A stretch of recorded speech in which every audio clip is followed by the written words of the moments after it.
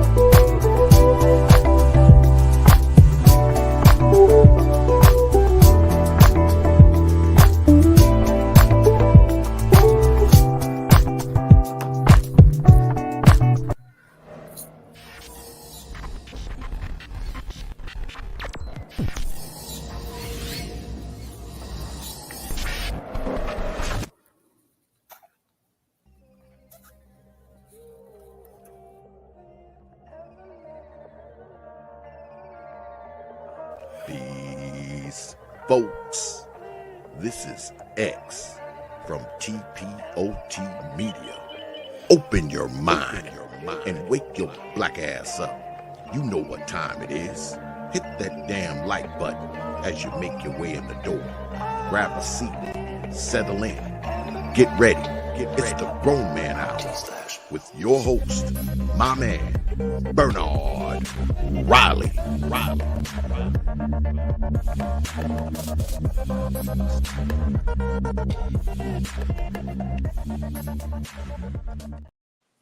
All right, what's up, everybody? Shout out to those of you who made it in already. Shout out to RM, as she normally says every time she come in, hit the like button on the way in. Shout out to the Mac the Trucker, LB Crypto, Lando Calrissian, and Brenda Muema in the building. Shout out to Brenda. We got Snazzy Individual. Going to shout out a few more people before we get things going. Shout out to Lando Calrissian. Why is my mouse not working? All right. Captain Cisco. Nick Penn says the title is 100% facts. Brenda agrees down there. Hoop jargon in the building. Yes. Another late show. But all right. Enough said there. Introducing the guest tonight, y'all know Mike of Mike and Vince Perkins. What's up, Mike? What up, though? All right, we're gonna skip Jackie because y'all tired of her. No, all right. Go ahead and introduce yourself, Jackie. Go ahead and introduce yourself. It's Jackie Loves Jackie, guys. Oh, I keep doing it wrong. You never do it. You don't know how to make a. You don't. It look like you holding a sandwich. You're not even making a heart. You don't even know. Loves Jackie. Stop. You don't know how to do it. Okay. All right. First time member on the panel, Shan. I hope I got your name right. Yeah, that's right. Introduce yourself. You got a YouTube channel or something like that? If I understand it right, you got a YouTube channel. Do you do this for real, or you just play around on YouTube?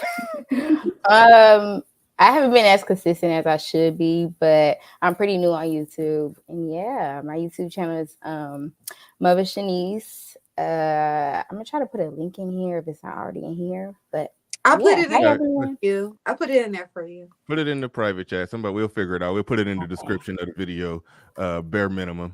We'll put it in the description of the video, bare minimum. But and we also joined by Kwa. You got a name that's hard to say, so we're going with Kwa, if I understand that right. Yes. All right, and the tagline on your channel is "Ladies come first." That sounds that's interesting. Yeah, very sexist, very sexist, very feminist. No, you guys. My name is Kwamina. You can call me Kwa for short, and I teach etiquette protocol, also known as social graces, civility, and so you guys can follow me on my YouTube channel, Ladies Come First, and I do so much activities on Instagram under ladies_come_first_, and it's not sexist. It's just acronym or mnemonic device to remember, like when opening doors or sitting down at the table, who comes first? Ladies. Oh, okay. Yeah, right. Yeah. So like we said. just like we thought. All right, so we're about to get into this. One of the discussions that was Nick being ladies come first. Very sexist, very sexist. One of the things, this wasn't going to be the main topic. We'll work our way into the main topic, but one thing that was said in the back, and we had to push pause because we didn't want the interesting conversation to take place in the back. But we have brought up the seven kids, 7 baby mama dude who's going on a YouTube tour with a product placement hoodie and all kind of stuff going on. He Shan said he's a mess, and then Mike said, but is he really? So we're gonna start the debate right then and there. Everybody. Oh shoot, we joined by LAR movement in the building. So shout out to LAR. Shout out to LAR. He coming on in. I'll give you a second. Get your camera ready down there. I'll give you a second. But so I'll let y'all go ahead and get right into the debate on that. Yeah, look, I like to give y'all the pre show ramble. Of course, it's gonna be disagreements. We're gonna debate. We're gonna have fun, and hopefully don't nobody get cussed out. But it's gonna be some disagreements. So feel free to disagree and stand in it. All right. So let's get started with that. Shan said, "Dude is a mess." Mike said, "Is he really?" Who want to go first on that between the two of y'all? Well, ladies come first. I love it. Working already. You're called back. I'm not abreast to this guy. We're talking about the man with the 7. Wait, hold on, wait. It was Shan. Hold on, wait. Shan was the one that said he was a mess. I wanted to start with her. Okay. Go ahead, Shan. So I only watched like 10 seconds of his video, and in the beginning he was saying like he told the women up front like he doesn't want the kids, and he even offered to pay for their abortion.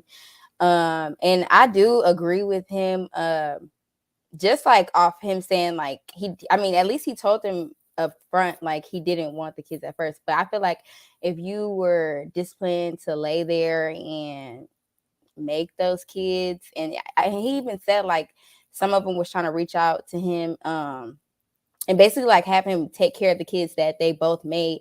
I think he needs to like put his big boy pants on and like take care of the kids. It doesn't matter like what he thought before he laid in the bed, but I don't know. I think if he was disciplined to get in that bed and he like made up his mind was made when he was in that bed, he needs to just stand on it. I think everything else they said before he lay in that bed is just irrelevant, and the kids already here. He needs to step up and take care of his kids. Period. All 7 of them. All right, go ahead, Mike. I think that he showed himself to be a degenerate in the beginning, and so that you really purchase the situation as is. And if you're purchasing the situation as is, and you had sex with a degenerate, I mean, he can be wrong all he wants. I don't think the point is that he's wrong. I think the point that they passed up a condom, passed up birth control, passed up a shot, passed up a ring, a nouveau, any of that. They passed up abortion, passed up a plan B, passed up adoption to have this degenerate's kid. I think that's more of it than anything. Now, look, the solution to getting rid of degenerates is probably don't have sex with them, right? The reason that dudes who get a lot of vagina is because women love having sex with them. And so to solve that problem, if you want to solve it, don't have sex with them. That's how you shut them down. Now, if we always give women a fail-safe when they make said poor decision, well, then they'll keep making those poor decisions, because guys with 7 baby mamas and 7 kids don't just happen. They happen because women love having sex with them. So what we need to do is, instead of getting in the way and giving them a fail-safe, we need to let them suffer their strong, independent consequences. There you go. Explain that fail-safe before I pass it. What do you mean by fail-safe? The fail-safe is child support. The fail-safe is government assistance. The fail-safe is any man, like one of those women were apparently married. Mm-hmm. So if that beta male, whatever you want to call him, if he's taking care, there's another fail-safe. You know, another thing, whereas she did wrong, she did something she shouldn't have been doing, because she did make a decision, and she's married, and this guy who she's married to is now on the hook for this kid now. Like, I don't know how that works, you know what I mean? But all of the fail safes that are allowed for women when they make bad decisions with degenerates should just not exist. You'll get a lot less guys popping up with 12 baby mamas. You get a lot less, the guys in Memphis with, 87 kids, 6 of them, with 50 baby mamas. You get a lot less of the rapper that has like the local rapper that has like 15 baby mamas. You get a lot less of this guy if you just let them suffer the consequence. Because ultimately, the only way these guys can function is if women are having sex with them. And the closest distance between 2 points is straight line. Don't fuck them. Just don't fuck. It's funny, Lionel 917, that's probably the comment of the day, kind of throwing back to the Michael B. Jordan stuff. Everybody was saying he was corny or whatever. He says, notice how we calling him everything except for corny. Yeah, and that's another thing too. Like I was trying to, I thought it immediately, with the corny thing, that, like today's women are really just the poorest of like talent scouts ever. Because 5 seconds ago, Michael B. Jordan was corny. Now this guy has 7 baby mamas. Like, okay, so a childless 30 million in guy who just directed his latest, the third installment of his trilogy. That guy's corny, but this guy got 7 baby mamas. Like, what? Like, the juxtaposition there is like, it's clear. You love degenerates, so just let them have degenerates, but let them suffer the consequences. Because if you want to solve the problem, you got to let them suffer the consequences. It will solve itself. All right, we go into Qua. Went with the women come first channel. we gonna mess with you all day on that one. you walked into it. But no, but go ahead. We'll go ahead. What you got on the prolific baby daddy? So with this man, I don't know much about him. I haven't researched him, but we talked about birth control. We talked about certain things that the women could be on. I like Sean said, did I say your name right? Shan, yeah. And I like how you said you like the fact that he was up front. So me hearing about this for the first time, well, so he's up front. But why doesn't he want a vasectomy? Or like if he like a reversible vasectomy, like if he's into having sex with these ladies, what's your take on it? I'm gonna say that because he's a degenerate that loves. Okay, he's irresponsible. At large, he's irresponsible. Oh yeah, that's what I'm saying is that why didn't he do any of the stuff? Because he's a degenerate. All you have to do is not have sex with him. But you guys, that's it. We were talking about this W-2. If he's like able to elude not to get a W-2, he's not as dumb as he's playing to be. Yeah, he may like raw sex, having babies, and not taking care of them, but he's not as degenerate as he claims to be. No, in his behavior, I bet that's exactly what baby mama number 6 was saying. He's not that degenerate. Come on, you want to be baby? You want to be baby mama number 8? You think he's smart, girl? No, I don't deal with guys like that. I like Michael B. Jordans. If he's smart enough to avoid the government, no, he is dumb as hell. I'm sorry. He's Well, the dumbest relative. He outsmarted 7 women. Did he But how are they supposed to know? Like outsmarted 7 women. Well, I'll do this for you. How many of your boyfriend's serious relationships had 6 baby mamas? None of them.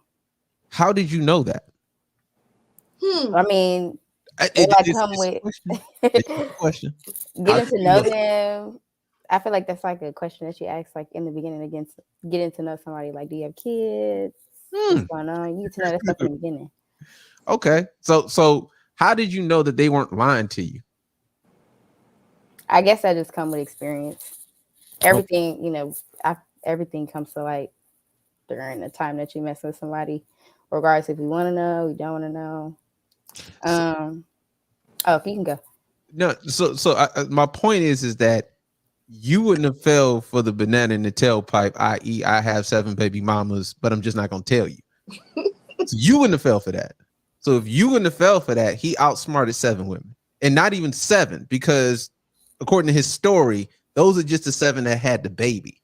Yeah. I don't think he outsmarted them. I think he was a sperm donor. I agree. I think they wanted gullible. And they wanted his genetics. I don't think he outsmarted any of them, because if they didn't really want that baby, that baby would have been gone. Yeah, because he said if what he was saying was true, he did say he offered abortion money. So he said none of them accept the money. I think either both of them or one of them wanted that child. Like, there's no way that this man was being upfront to all 7 or more and was telling them like, hey, I don't want the kid, and all of them just decided to have a kid. Like, well, I think he was parts missing of the story. No, I think he was, based off what he's saying and just what seems logical, is that after the fact, after they was pregnant, that's when he got up front. I don't want these kids. Here go money for the abortion. I don't take care of kids. So yeah, he let them know. He let them know after the fact, but he said it himself, because I listened to when he was interviewed by Anton Daniels. He said he said nobody talks about kids before they have sex. You just have sex, So it wasn't that much of a conversation. He talked about how most of it was just some jump offs. It was it was basically casual.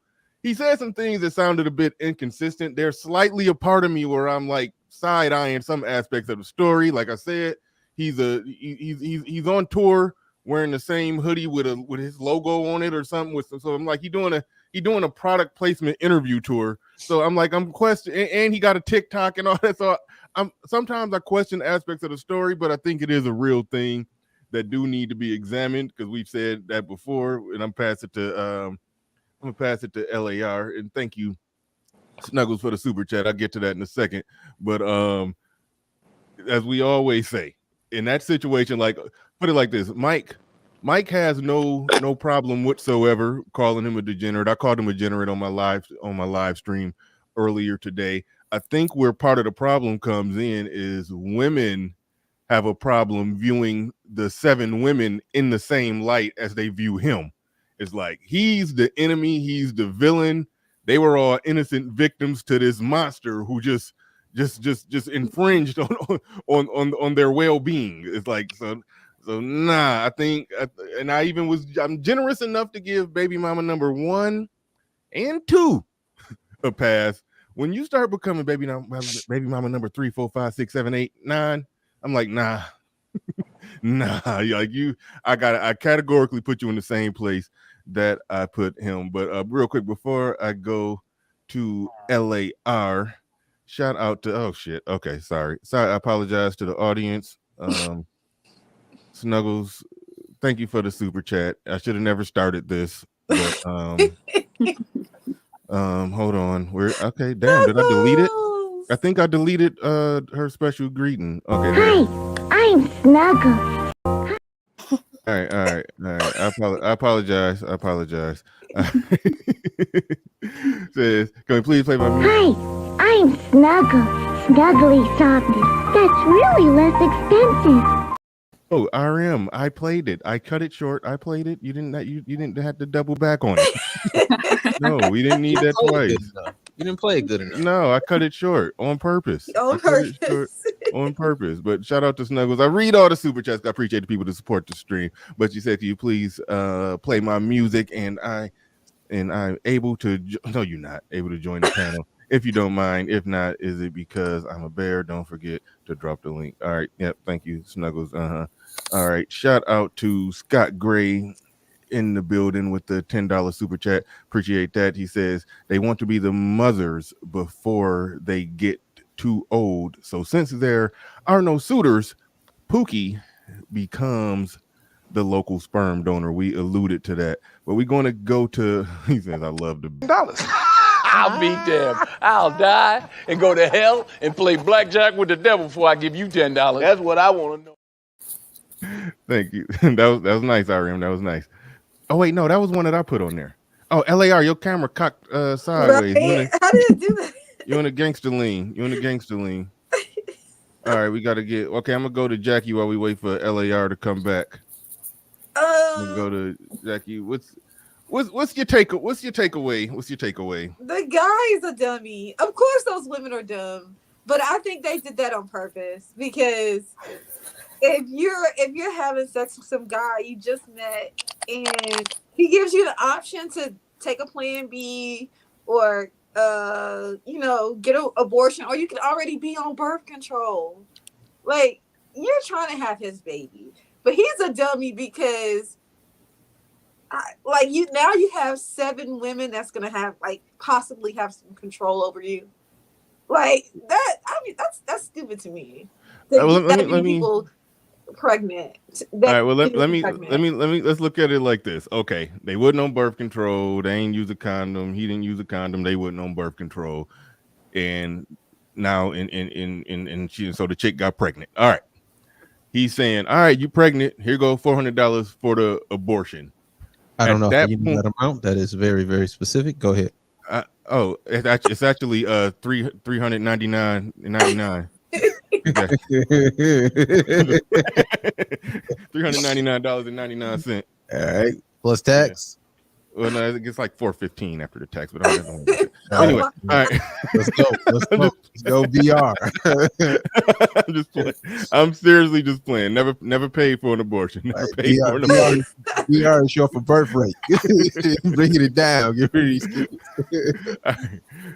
But all right, so he offered him the money for the abortion. Now, a lot of people make the case that, hey, he offered that money for the abortion. It's their body, their choice. It's on them after that.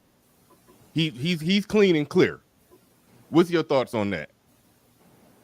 I mean, yeah, if he tells them afterwards he didn't want the baby and he's offering a plan B, it's like, come on. Now, plan B is different from abortion. Plan B is just take a pill the next morning. Abortion is this something already there growing inside you and you got to kill it. Yeah, I mean, I'm not for abortion. Like, I'm not for that. But I'm saying if the dude straight up says like afterwards, like, I don't want a baby, take this plan B or get an abortion. Like you're on your own now. Like for real. Like you subjected yourself to that. Just use protection. I don't get it. I really don't. Yeah, that's why he's a dummy. I think he's a dummy. That's why I tried to pin you down after the fact, after the conception already took place, and he offering that abortion. But all right, but she on her own after that. And see, and that's where I give him the most criticism in that regard. Well, I don't let him off the hook in that regard. Now he need to just take care of all 7 of them kids. It's like okay, it's like he ain't got it like that. If you get pregnant by a dude that already got 6 kids, you already know your kid don't have a father. He can't be in 7 places at one time, and he can't afford to take care of all 7 of them. Your kid don't have a father. But the fact of the matter is, his stupidity. I don't go that far to say that, hey, he offered to pay for the abortion, so he all free and clear. I mean, I criticize that degenerate behavior, but I still look at the women as engaging in an equal amount of degeneracy. But go ahead, LAR. Well, I don't think he's free and clear. I think he's a dummy because now they can really come for him. I don't think he's free and clear. Like he's not. They gonna get him now. Yeah. I mean, no, that part is true. That part is true. The man is never truly free and clear because they always reserve the right to go after him. But he allegedly, apparently got off the record money. I don't know. But either way it go. Go ahead, LAR. You got the floor. You got the mic. What's happening, y'all? What's going on?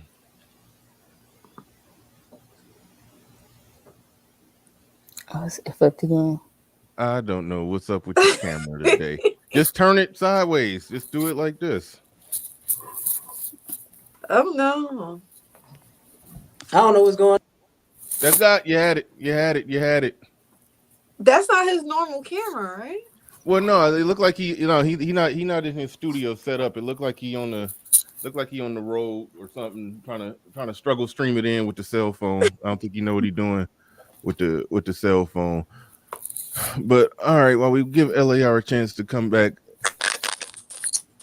go. Oh shit.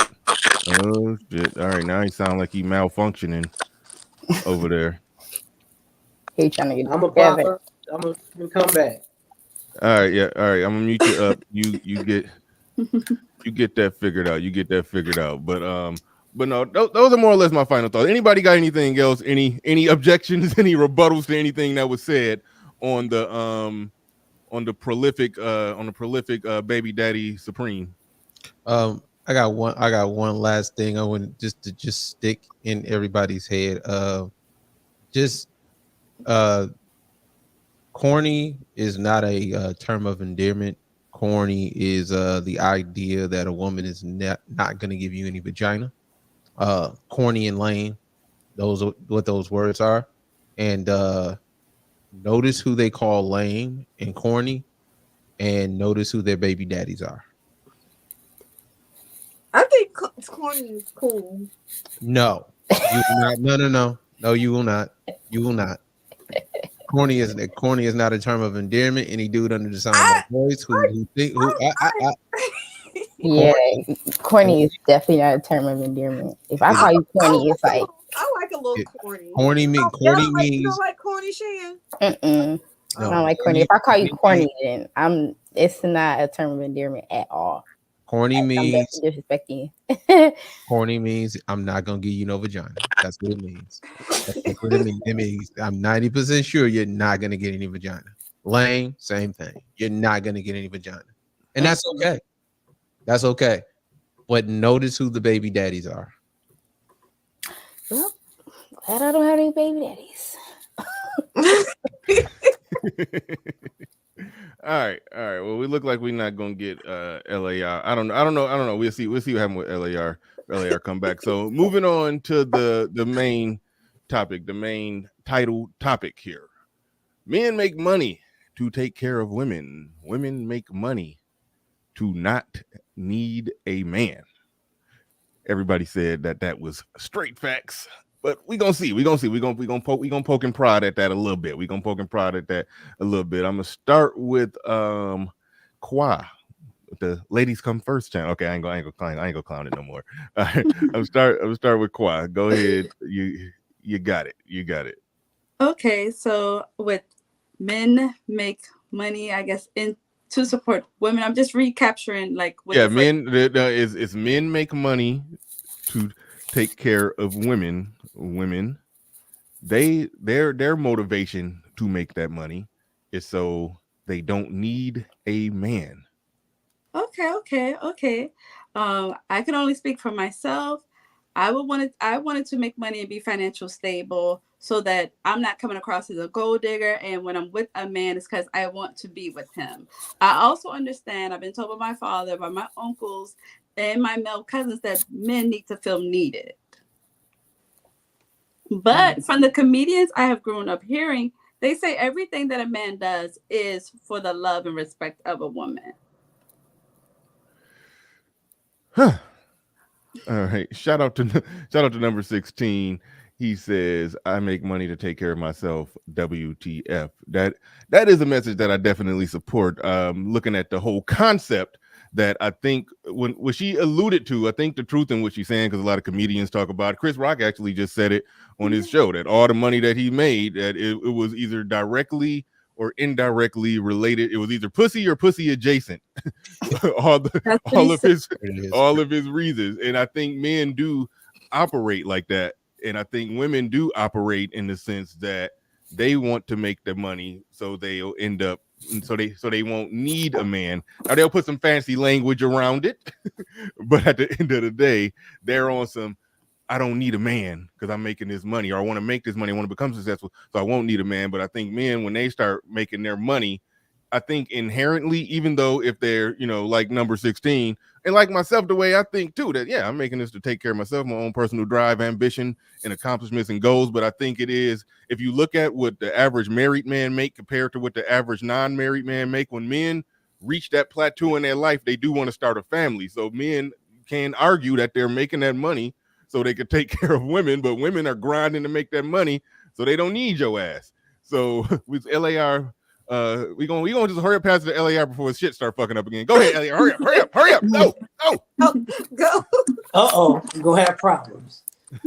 What's happening? My bad. I don't know what's going on, but for the topic, I mean, women need men's money seasonally. So it just depends. Like, do we make money to take care of women? Yes. Women make money to say, I don't need you until about it's March right now. I don't need you until May, until it's time to go on a trip or something. Like, that's what women do. Y'all spend all y'all money on brunches, eating out, fake nails, eyelashes. LAR, are you in like a cheap? Are you in a cheap motel in Baghdad? He going. This nigga's in a war zone. There's bombs blowing up behind him. You in Ukraine? Where is you?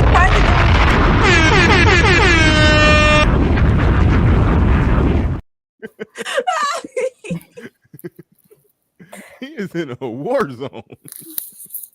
Okay. He got a cup and some wires and a hanger making his connection work. Yeah, dang. Christian said Baghdad has good internet though. Who said that? Christian. They do? They really have. Yeah, I think even know. Okay, that sounds like.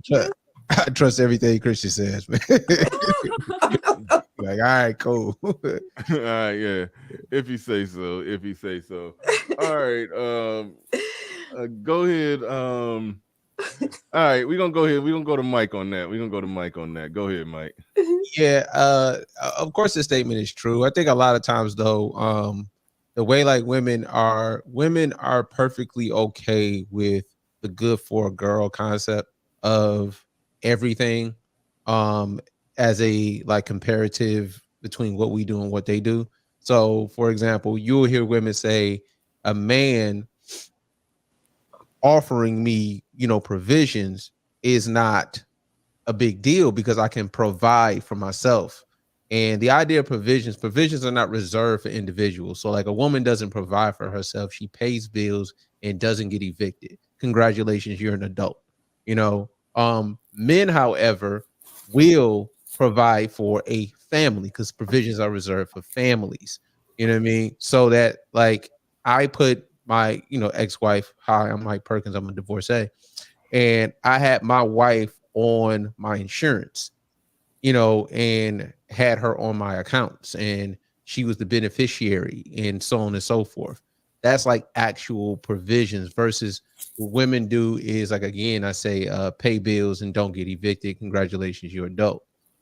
A lot of times when women are trying to prove themselves that they don't need a man or that they can do it on their own, it's like it's kind of counterproductive because your money would never be provider money anyway, because again, you're not doing it for another adult. So of course that statement is true. It's 100% true. It sucks as a dude. It sucks, but it's kind of the norm. It's kind of par for the course. Mhm. All right, somebody just groaned. Who was that? Was that you, Shan? That was you, Shan. Yeah. Since you groaning and all, go ahead. You got it. I think the statement is true to like to a certain extent. Like if you take a look like at the 40s and the 50s, like it had to be that way. Like women had to depend on men because women couldn't work. Men had to be like the sole provider for their household. And I think now, like if you're a man and you're like working to take care of women, that's a choice. Like you don't really have to do that because like it says like women make money to not need men. Like even like I don't know. Like at the end of the day, I feel like it's like a choice because now like women, we have the opportunity to get out there and make our own money, actually provide for our home. So yeah, I think it's just about like how you were raised and like what you want in your home. I don't think men are just making money to take care of women. See how she used what the you word. believe in. See how she used the word provide for herself. Like it's a natural like thing, whereas women use the word provide when they'll never put a man, like they'll never do for a man in the capacity that a man will do for a woman. You know what I mean? That's a good question. Like Shan, would you ever be paying bills for a man? It depends. No, it depends. It depends. If I don't know, like let's say if I'm like married and we're in a situation where he can't provide for the home, or if I just like I feel like I'm more financially stable to take care of our home for that time being, then yeah, but I'm not gonna do that for like the entirety of our relationship. Absolutely not. Well, and I don't expect how him long to would do that you either. do that? How long would you do that for? Until my man can get back on his feet and provide for both of us. But I also like believe in like the 50-50 thing. Like I don't want my man or like my girlfriend, because I do like both genders. But all right. I should have brought Brenda on the show. No, never. Yeah, Oh yeah, panelist now. Go ahead now. We're Brenda. All right. Hey, my favorite panelist. It just depends. It really does just depend. But I don't expect, even if I was with the man, I don't expect him to just like take care of me and our family like for the entirety of our relationship. Like I want to provide something at least, or that we just like, I don't know, I'm just there. Like what am I giving? Well, the thing is, wait, time out. We're not about to skate past that. So you will provide. You'll be more willing to provide and pay everything for a woman, but for a man, it's like, oh hell no, nigga, you got to put up at least half.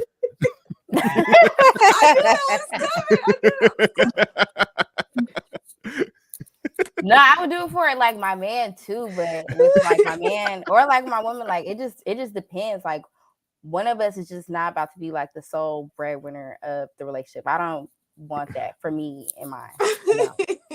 Both of us have to be like gross. Oh my goodness. See, the man only got 6 months. The woman, no, I'm saying because we found out that Brenda was like, the man in the situation when she had her phase, I would imagine, because she's with a guy. Are you like the guy, the dominant in the situation? No, I'm like the femme in it. The femme, yeah. It's a uptick of. So you would take care of and pay the bills for a stud, a chick dressed like a dude, but won't pay the bills for a dude dressed like a dude. I didn't say I wouldn't do that for my man either. I didn't say I wouldn't do that for my man either. I'm just saying, even like with both, if I'm with a woman or a man, if it comes to a time where like they aren't like financially responsible to take care of the home, then I would like step up and do that myself. Or like even if like my wife was like moving in with me, then like I'll. So you would marry a woman. Mm-hmm. Okay. Hey, this is my new favorite panelist. Hey, how's it going, this show? This is fun when bringing. Ever since I've been trying to doing this, bringing in people that I don't know that much about them, and then they thought a surprise. I like that. I like that. That seems to be the only surprise. Quada, you got any secrets? Any confessions? We got to play some Usher. Y'all confessing everything? You got anything? My only You got anything you want to drop on us? Huh? I'm traditional and old fashioned. That's my only secret. So maybe like, she got outdated views, but hey, I'm traditional. You ain't do nothing in college, Quan? Oh my goodness. Yes, I did do something in college. I experimented with a girl in college. See, I knew it. Yeah. But that's what college is for. Is it? Is it? Right. Is it? Okay. I was using that as an excuse, and I thank you guys for calling me out on it. So in college, I experimented with the girl because I wanted to. College is for education and for you to find a suitable, productive man. That's what college is for. A man? Yes, I don't think sir. that's what it's for either. I don't believe my friend. Okay, I'm in a sorority, you guys. Sigma Gamma Rho. My back door. Which one is that? Sigma Gamma Rho. It's blue and gold. It's not as popular as those. They be doing the shimmy. Yeah. I don't take offense. I don't take offense. No. I don't know which is which when they say it like that. That's my second choice. Okay, so it's Sigma Gamma Rho. Our colors are blue and gold. And my line sister, she's from like deep in the South, like South Carolina, maybe like she's from deep in the South. And she was saying, I hope we don't get in trouble with white women. The ladies, the young girls are told when you're going to college, you're looking for a suitor.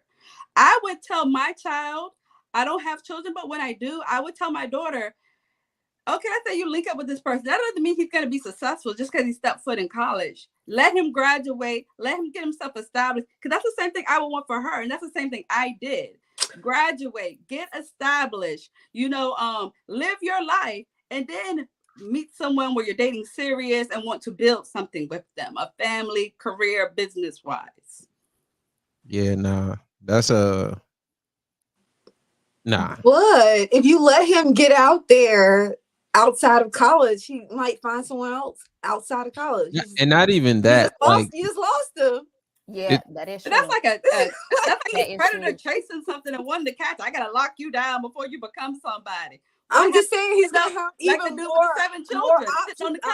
Here. I apologize. I was talking. He's gonna have more option. He's gonna have even more option out there, especially if you're making money. If you get him, you should carry yourself and want to be the best. Where you're not looking at like I'm competing with these other girls. He got options. No, you should know who you are and what you bring to the table, and that you're gonna be loving, nurturing, caring. So it's like, okay, he may have options, but if he link up with me, this is how it would be. Don't be like, oh, I'm gonna let him go, and then he's gonna find someone better.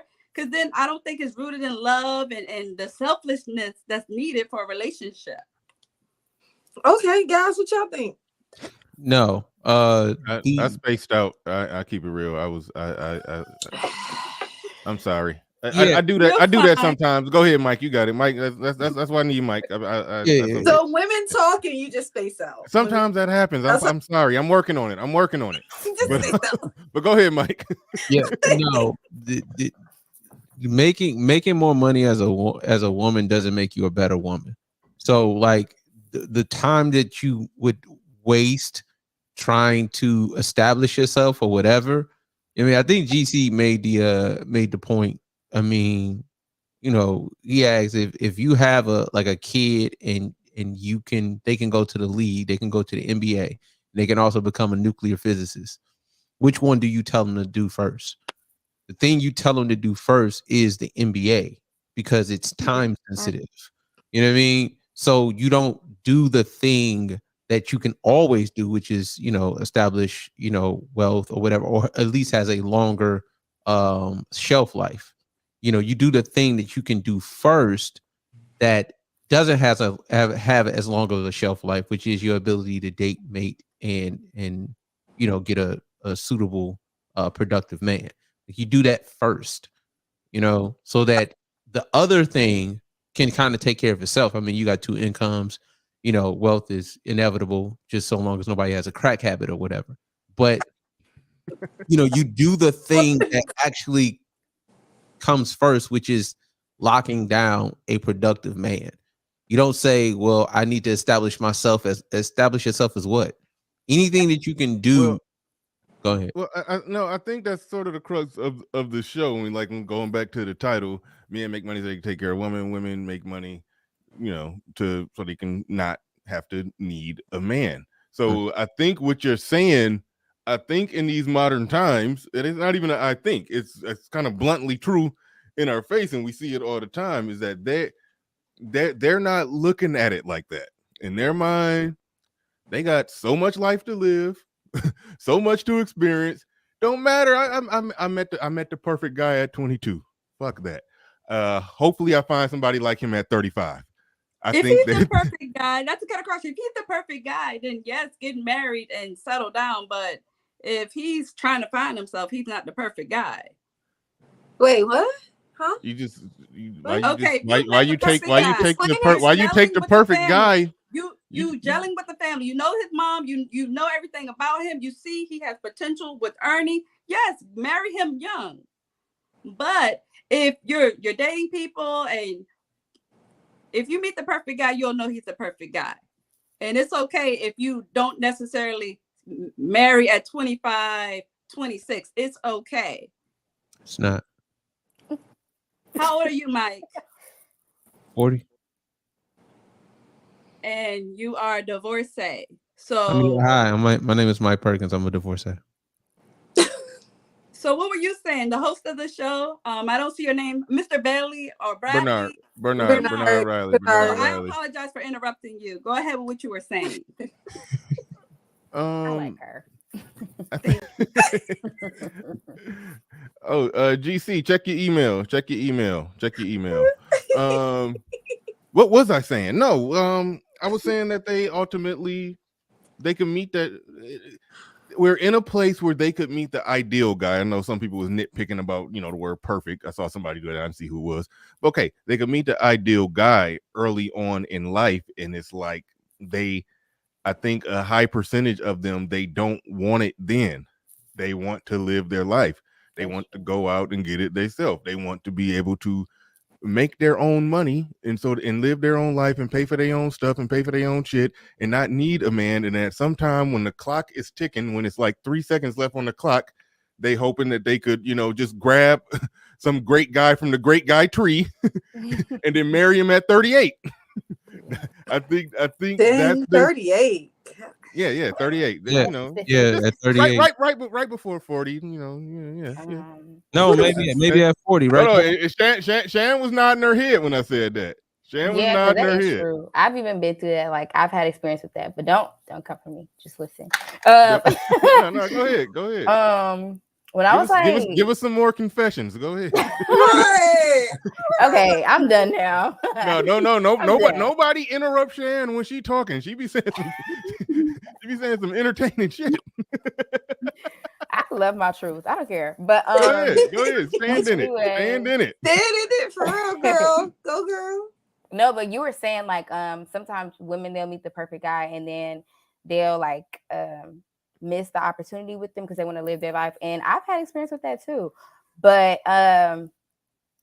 because I would say I met like the perfect man, but he was like perfect society wise. Like he had a great job. Mind you, we were like 18. Great job, loyal, took care of me, and we were 18. And he like wanted to get married with me and all this other stuff, but I declined the offer because I wanted to like experience life and I really wasn't ready for commitment. Not while I was 18, but he was. And I did I think for like 2 years after that, I would like think about that experience. I'm like, damn, I wish I just would have got married. But now I don't regret it at all. I really don't. Because I feel like everything happened for a reason. And I feel like if we would have got married then I definitely would have ruined the opportunity because I didn't even know who I was as a person, And now I know me, and I hope he's doing the. Do you know how he's doing? Do you know how he's doing? Okay. Well, we tried to make things work again, but it went completely south. But I don't really know how he is. That I wasn't just ready to commit to him. That's what No, I mean, you said that you didn't commit because Mhm. you needed to learn about yourself or Mhm. you needed to get to know yourself. Yeah. What did you get to know about yourself? I learned that because I kept on telling him like I'm just not ready for commitment. I'm not ready for commitment, and I didn't know why at first. Like at first, I thought it was like because I need to experience life, but now that I have experienced life and I've like dated other people, I've dated outside of my gender. Now I know like it's just not about you not being ready to commit. It's about like who you're trying to commit. No. What did you learn Okay, about yourself? yeah. See, here's the thing. Because the answers are, it keeps leading back to, I learned that I needed to wait, Mhm. and I waited because I needed to learn.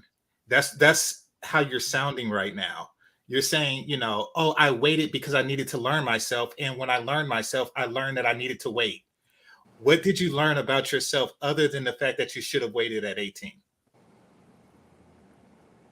That I wasn't ready to. Well, I learned why I wasn't ready to commit to him, but like I just wasn't trying to like touch on that because I feel like we're like going so far past the topic.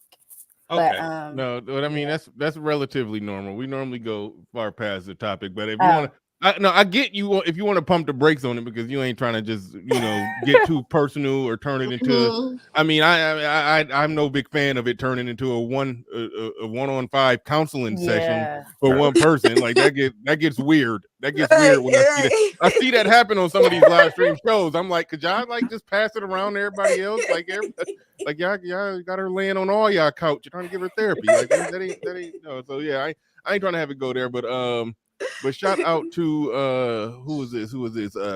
JB Quinan putting $2 on it. These last $2, I'm not gonna lose.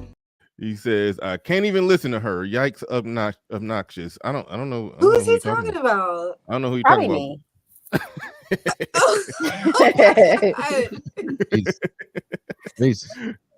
And shout out to Christian Hutchinson in the building. Shout out to Christian Hutchinson in the building, putting 5 on it. Every racial group tells their children identify a potential mate in college. That is true.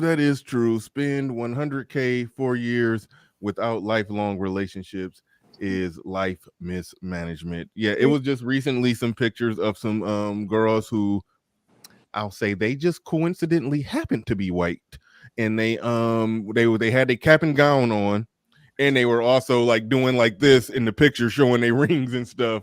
So it was a group of girls who just happened to be white, just flashing their rings and they cap and gown at the same time. So it's a thing. It's a thing in other cultures. But yeah. But I'm gonna be honest, I think that our culture. Oh, my bad. Are you finished reading it? Oh wait, no, I read the super chat. That was it.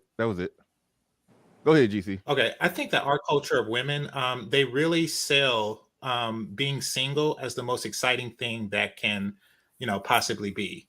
Like being single to a Black woman is the best thing since sliced vagina to a Black man. It's just the ultimate goal in life to be single.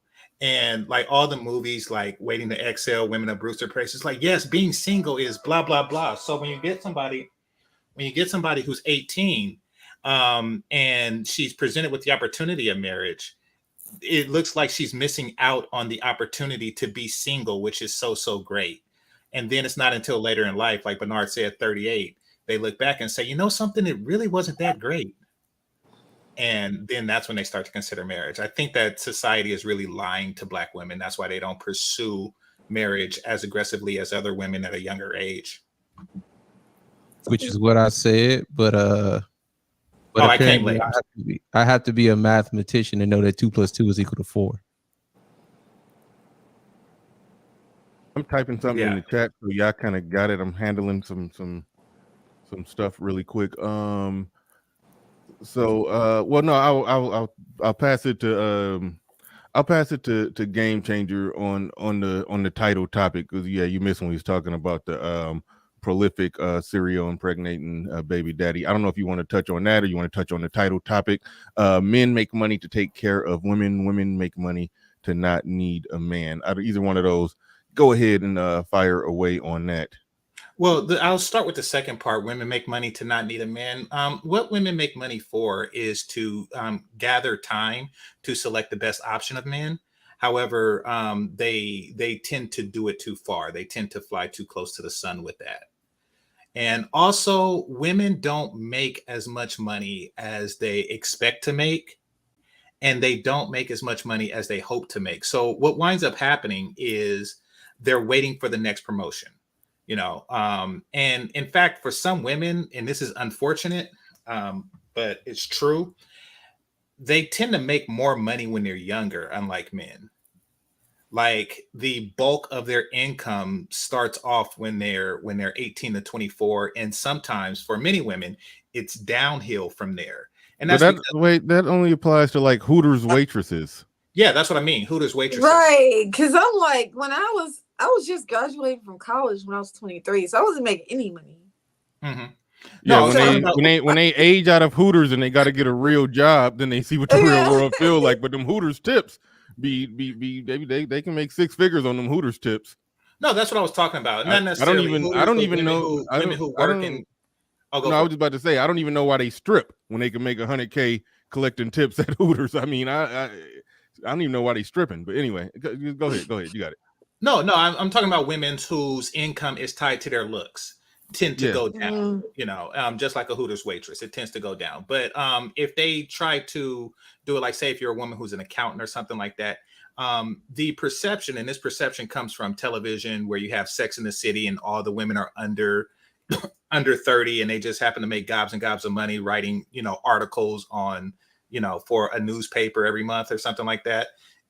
That doesn't happen in real life. So what they're doing is they're waiting for men to match their income. And if they're going to find a man to match their income, they want their income to be as high as possible before they say, okay, now marry me because I make, 250. But it takes them a very long time, just like the men. It takes them an extremely long amount of time to make that amount. And then they start hitting their fertility window, et cetera, et cetera, et cetera. So, yeah, I do think that second statement is true. Now, as far as men take money to take care of women, well, they make the money to attract women. And some men do it to, really just flash and, make it rain to seduce the women or whatnot. Others, more practical men, they make it so they can secure a future for their children. But unfortunately, you have to spend some of it to seduce the woman in order to have the children to do so. No, I don't think that's what was said. That Jackie, you can go ahead and answer that one, Jackie. I was not a Hooters girl. No, but why? No, I was not a Hooters girl. To the person, hold on real quick, to whoever was asking about my Cash App in the chat room, it's Bernard Riley, $90 Bernard Riley 99. Don't forget the 99 because there's another Bernard Riley out there who won't send that money back if you accidentally send it to him.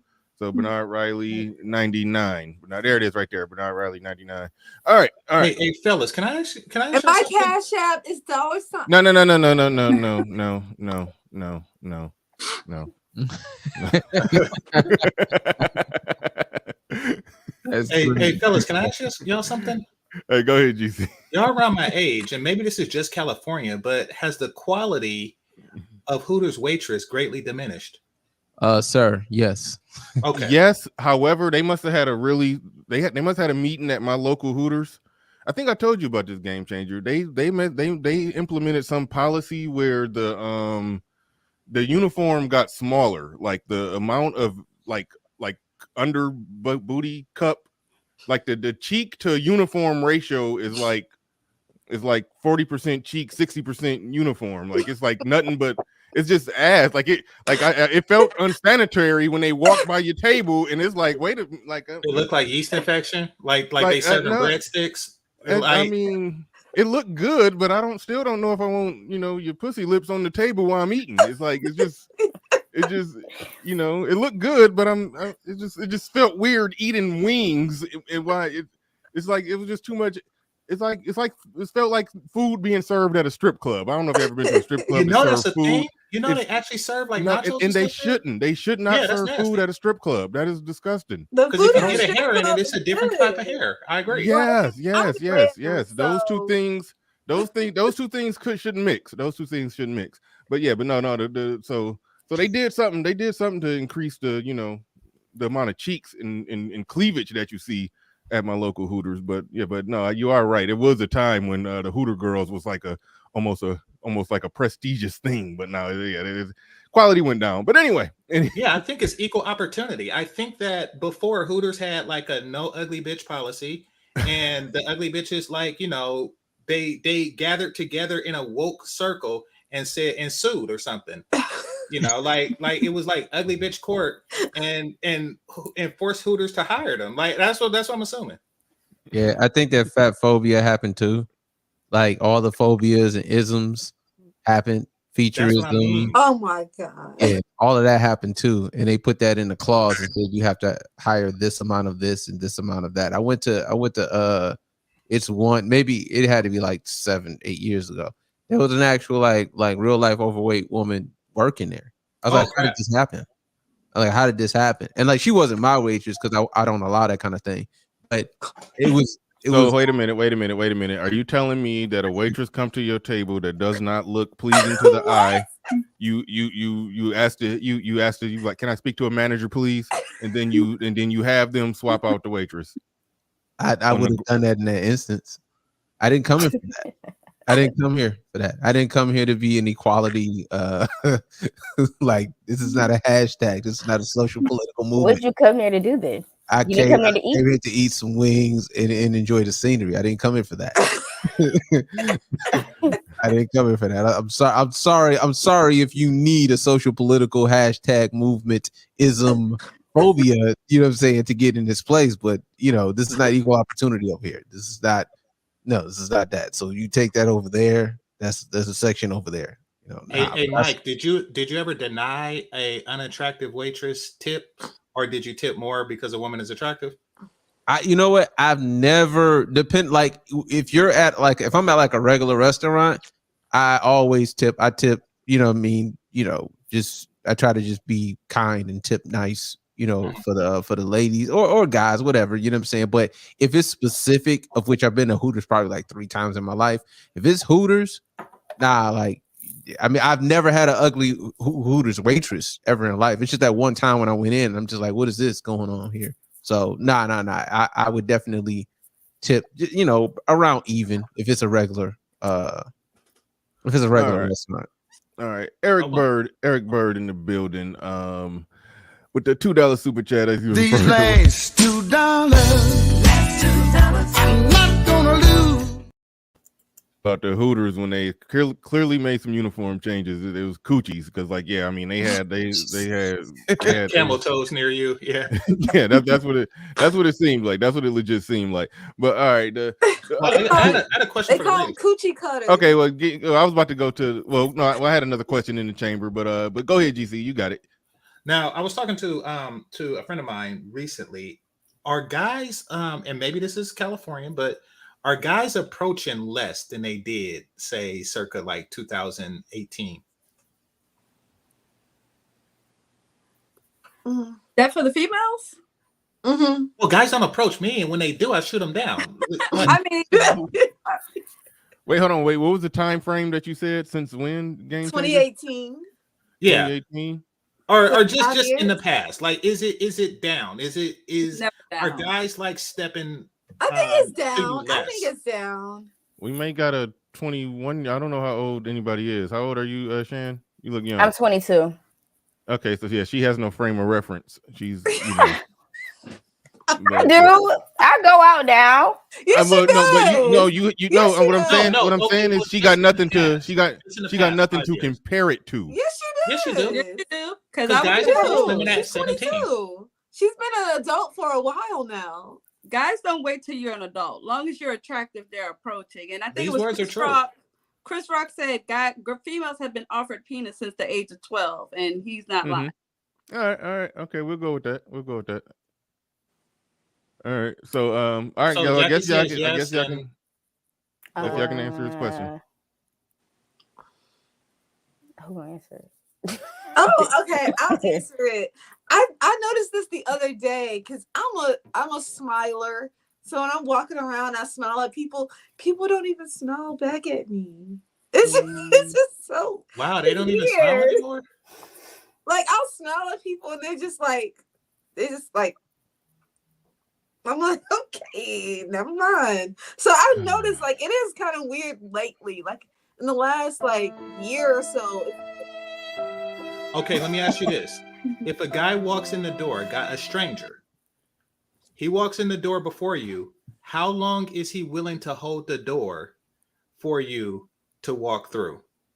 He'll hold it all the way for me to walk through. Yeah. No. But how long? Like, of course he'll do it if you're right behind you. You know, of course you do that for everybody. But like, if you like 20 feet away, is he willing to do that?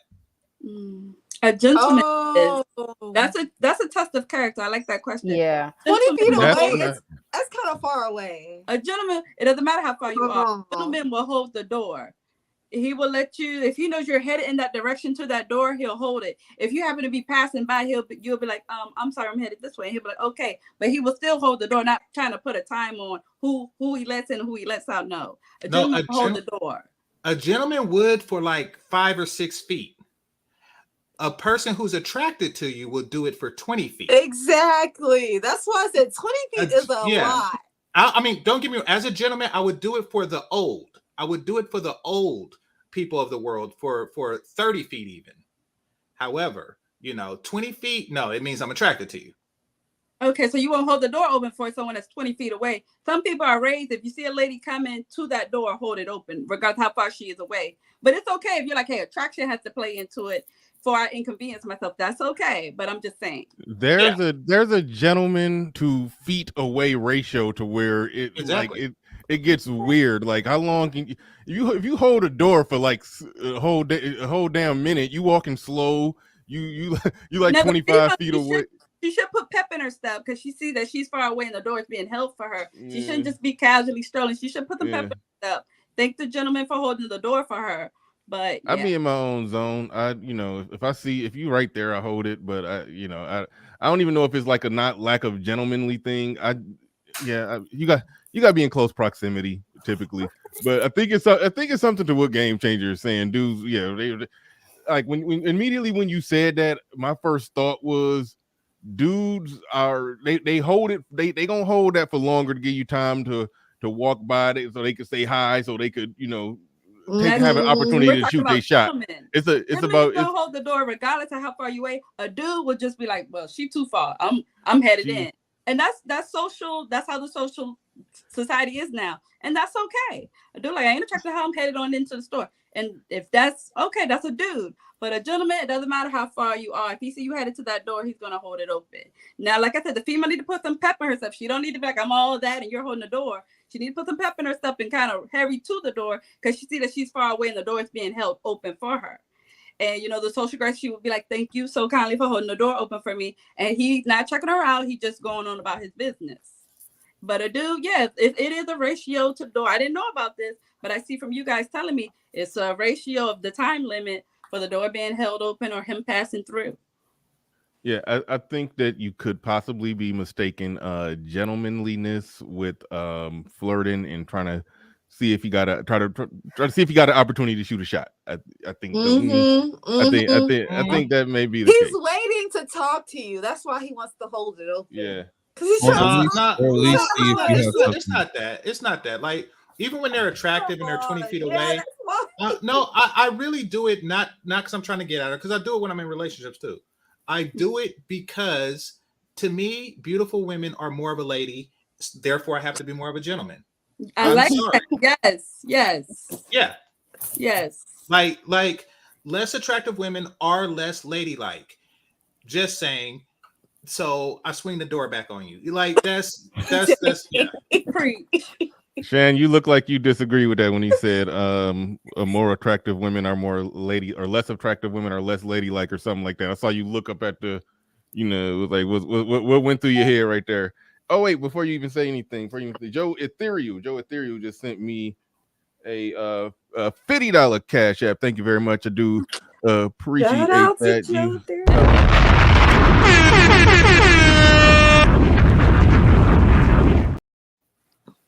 You do appreciate that. Shout out. That's one of my biggest supporters, Joe Ethereal, and shout out to Lionel 917.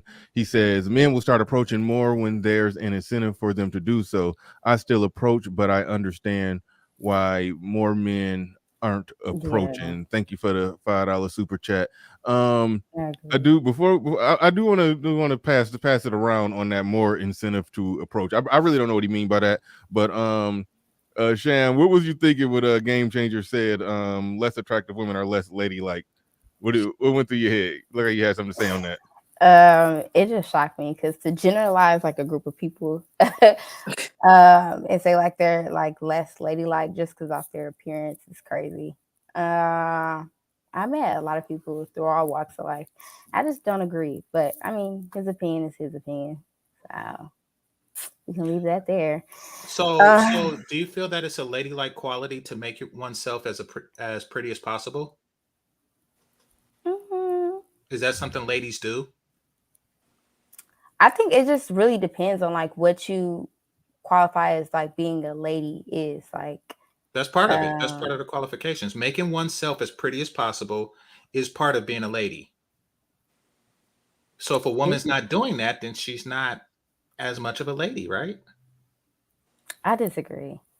I think the thing that need to get clarified with that is becoming pretty as possible. Like, okay, for example, if you're saying that if a woman if she's maxed out and looking as good as she could possibly look, but her face is just her face, and so you saying she's less lady? Are you saying she's less ladylike because she just genetically don't got the same face as Halle Berry? I think that's what she was thinking. Yeah. So I'm not. I never hold the person's genetics against them. I don't. But no, it does. Beauty requires effort, and better women give better effort. That's what I'm saying. All right. So if you see a woman who just if she's walking around with a unibrow and stuff on, and wearing a potato sack, I'm like, okay, there's all right. What can Leslie Jones do to maximize her beauty so you will hold that damn door for her? I don't know if it's subjective though. Like what you may not think is beautiful. It's like a group of men that's on Leslie Jones. You said that's her name, Leslie Jones. It's a what? Okay, so it's a group of men that's she's like at the top. Subjective. If beauty is subjective, when was the last time somebody said you was ugly as hell? That's an acquired taste. You said when the last time somebody said I was ugly? As hell, yeah. I think somebody in the chat like said something earlier like about my appearance. But they didn't say I was ugly as hell. No, they weren't talking. They weren't about you. Well, I got a big screen. Oh, my bad. Hold on, I'm trying to get you. Yeah. No, I mean outside of like fetishes, men generally want the same thing as far as physical appearance goes. So yeah, subjective, but just like being smart isn't that subjective. You know an idiot when you meet one, and you kind of know a person who's really intelligent when you meet one. It's kind of the same thing. Men pretty much know a beautiful woman when they see one, and we know Leslie Jones when we see her. Let me look up Leslie Jones. I know, right? I'm about to write it down. All right, I got y'all. I'll pull it up. I'll put it on the screen. She's not cute, y'all. She's not cute. I'll put it on the screen. Ghostbusters, the female version. There you go. There you go. Yeah. She said she was a hoe back in the day, so somebody was having sex with her. Okay. Oh, she was a hoe back in the day? She jokes about it. Like, you could probably YouTube it, like her comedy. And she do got a comedy skit about a woman's ability to be a hoe is not based on her attractiveness. It's based on her willingness to give away vagina. I know Leslie Jones. Yeah, like that's not like having men want to have sex with you is clearly not a flex. I mean, there's a guy that has 7 baby mamas right now. It's not. That is really not. Like, Yeah, it's not a flex. No, it's not much Leslie Jones could do, so I don't hold that against her. Like, but if she was walking graciously, I would hope men will hold the door open. Well, put it like this: yeah, if she was in absolute the best shape she could possibly be in, and was okay, never. Yeah, okay. I'll just say this: yeah, whatever, maximize whatever you got, and don't be looking she like ain't you got stank nothing. I mean, she's a very genetically unfortunate woman. So you know, I think she is maximizing, and I think that's the best she could grow her hair out. She be doing that short stuff. Yeah, she do got the Ivan Drago haircut. Look like she's about to box Rocky. Like the panelist Look said, like she's about to go she's at the 12 top of rounds with somebody's Rocky. She at the top of somebody's list. Somebody's. She's not at the top. She's not at the top. Why She put in her whole face is because everybody at the top said no. Like saying that she's at the top of somebody's list, like again, looks are not subjective like that. Like when you're splitting hairs, looks are subjective. Like if you recall, like the idea of like Beyonce versus Kelly Rowland, there are people who say Beyonce looks better or Kelly Rowland looks better. When you're splitting hairs, yes, beauty is subjective, but from Leslie Jones to Kelly Rowland, that's not subjective. It's pretty much what it is. We're gonna find out the percentage of people who like Leslie Jones. No, ma'am. Find her attractive. Okay. No, there's like, and then there's like. There's like to where you kick an attractive woman out the bed to get to her, and then there's like to where you run out of lotion. Like there's different levels of like.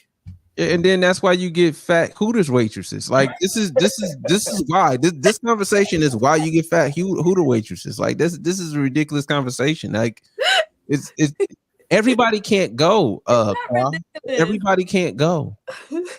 I know some gorgeous voluptuous women, but I get what you're saying too. Because I am so open-minded and don't see like the beauty as black and white. You're like, if I'm the general manager at a Hooter, I may hire someone who does not fit the standard of beauty. Okay, just to be clear, voluptuous is fat. Yes. Like it's a polite way of saying fat. There's no reason to be polite about it. You cannot be fat and gorgeous at the same time. Yes, you can. No, you cannot. Fat women do not have faces. How can wait?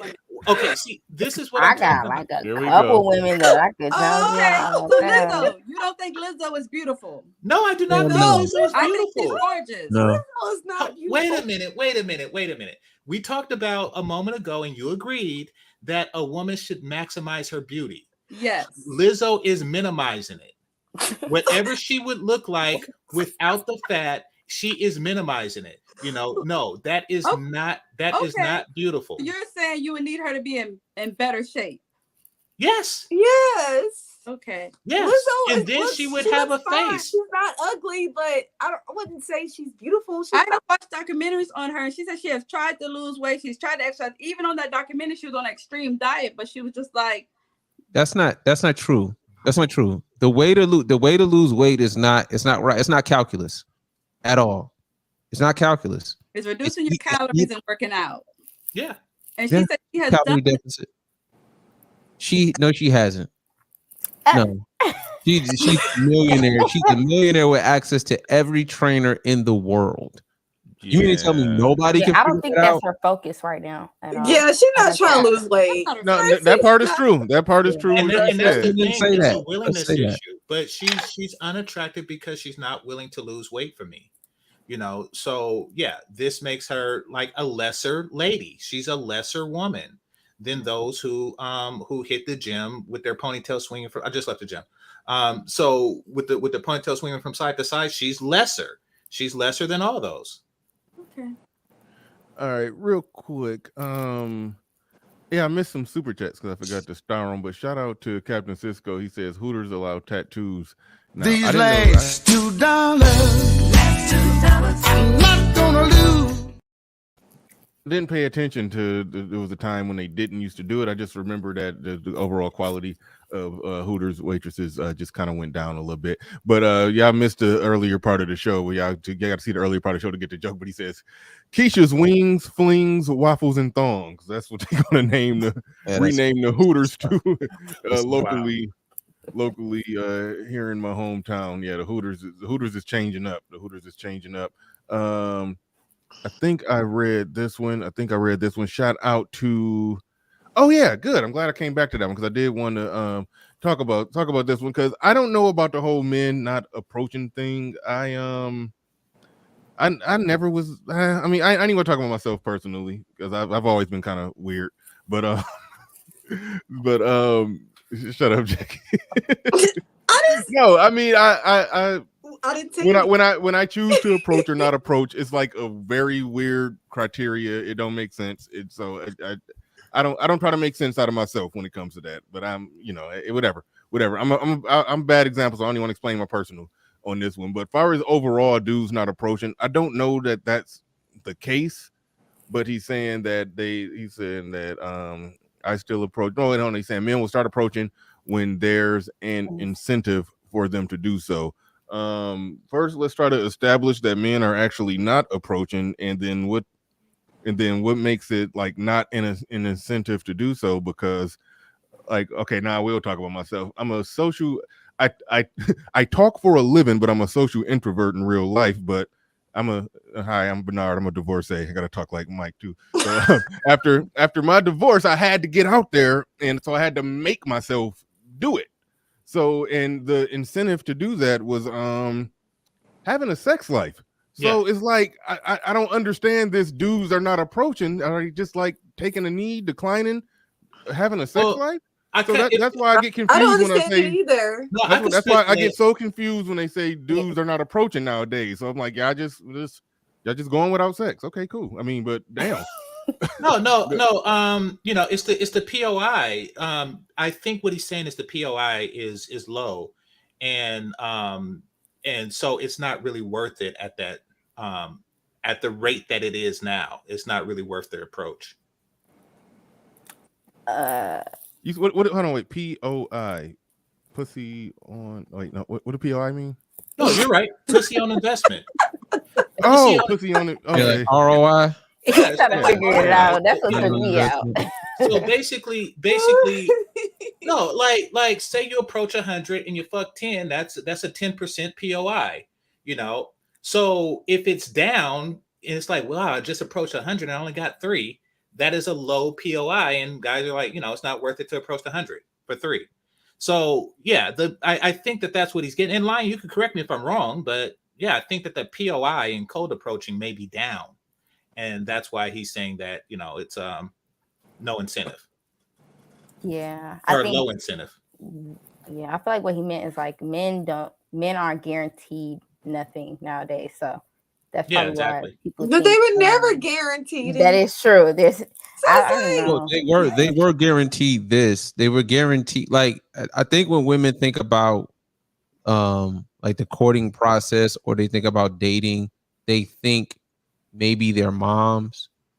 You should really be thinking about your grandmothers. Like, your grandmother didn't date 5, 6, 8, 9 dudes and then pick from the best one. You know what I mean? And since now you have sexual liberation, which is after, all of that, the traditional way of doing it is that you didn't date people you didn't like.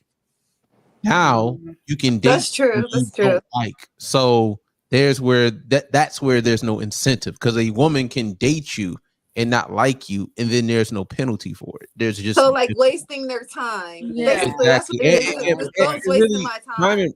Time and resources. Which is really attention and resources, is what we offer to the woman. And if I'm getting nothing in return, POI, the POI is very, very low, then why am I doing it? You know what I mean? It's just, there's no incentive, because you always run the risk of, getting nothing on the return, and not to say that, 50 or 60 years ago, you were guaranteed anything, but you were at least guaranteed that she's not going out with you if she doesn't like you. Now to get back to that. And I think, go ahead. No way to go back. We can't go back. Long as there's sexual liberation, long as women can, have sex with degenerates because they just can, and there's really there's birth control, there's abort. Long as we have all that stuff, it'll never go back.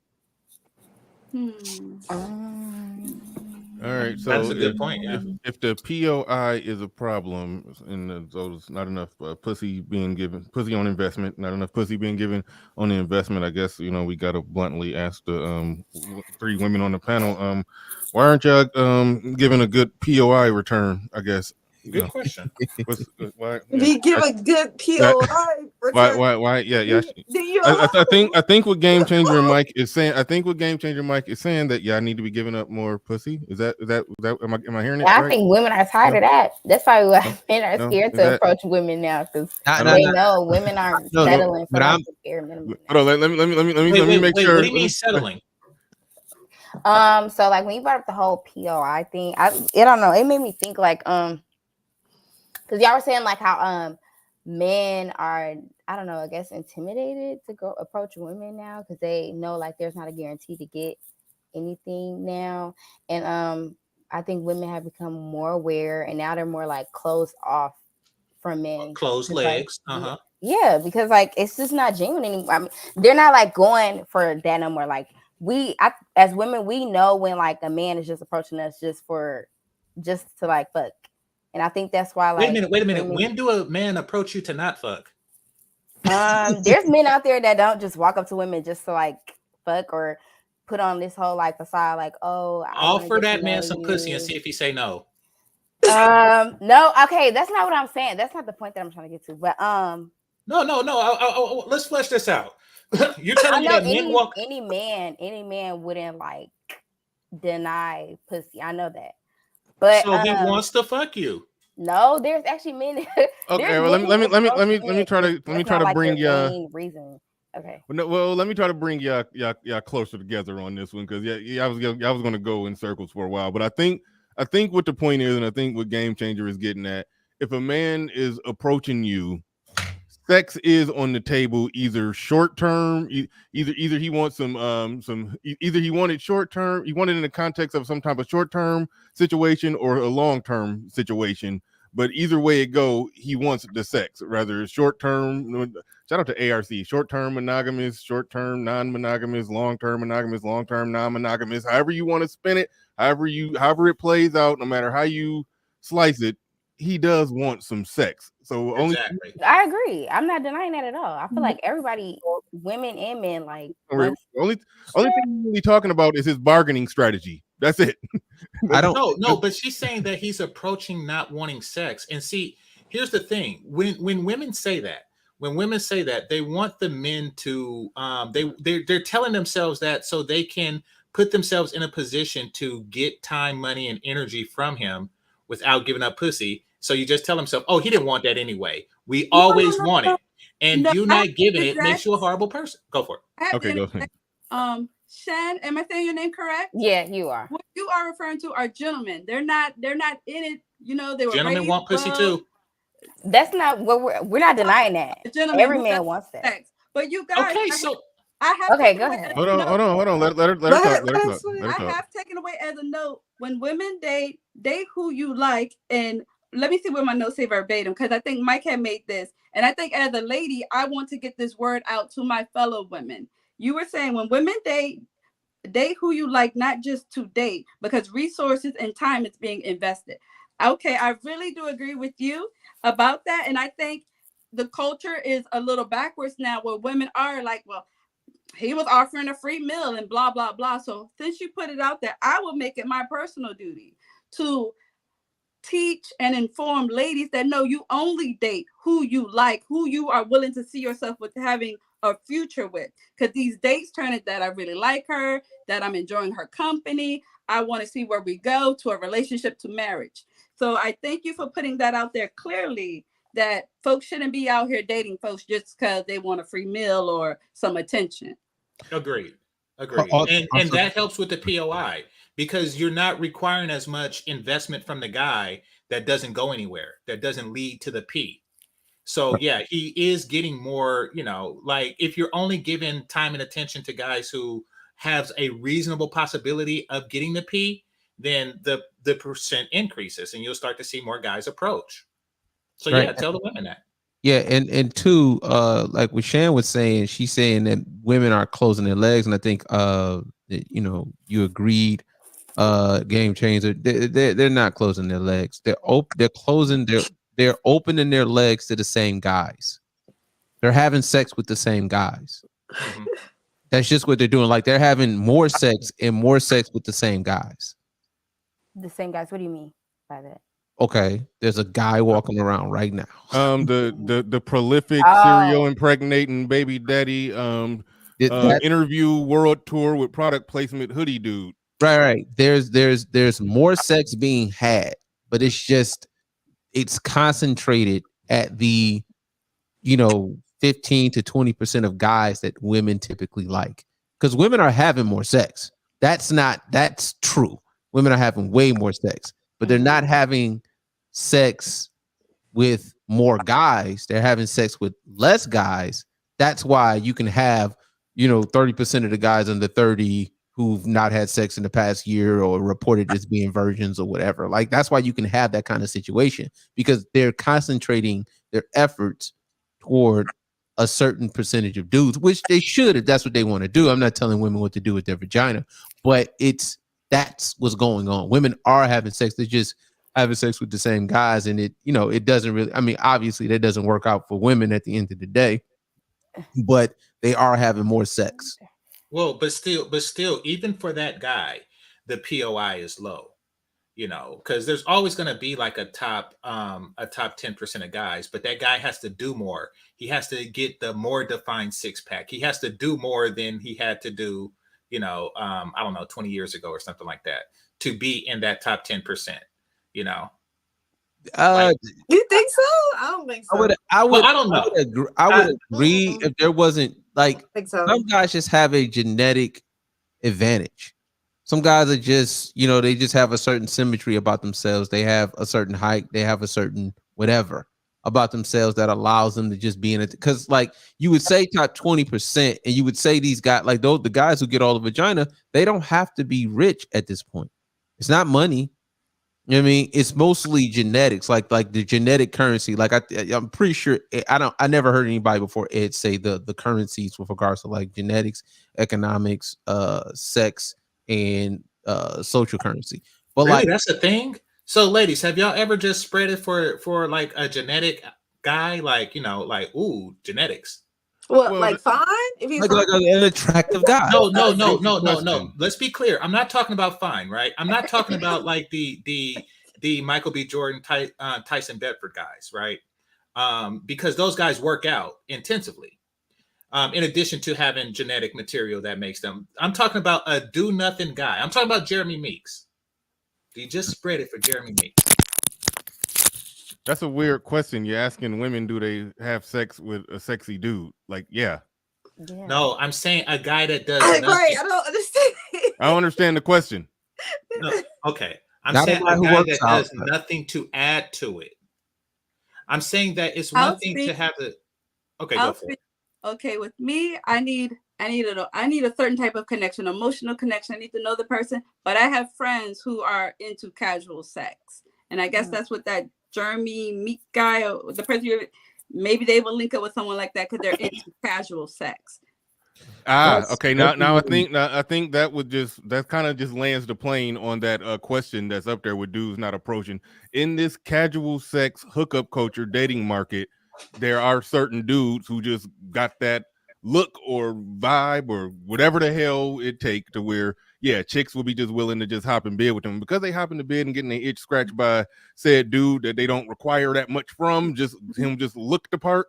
Then when the guy that got some of the other qualities is coming and doing the whole tap dancing in the top hat, trying to take you out on dates and doing this and doing that, but you're getting piped down by some other dude. It's like so I think that's why guys aren't approaching. I think that guy who got to do the whole monkey dance, as they call it, call it tap dancing in the top hat. I think that guy is just checking out and not approaching because he's wasting a lot of time and money, and because the chicks are doing a whole little casual sex thing, living a life, getting their life experience in, like Shan said, and then and then at 38, okay, hey, that nice guy that been in my friend zone that was taking me out on dates. Hey, you remember me, right? Remember me, and then try to get him to so I think that's more or less more or less what it is. But thank you, Lionel. We'll circle back. We'll probably circle back to this some more. But thank you, Lion917 for that question that sparked the conversation.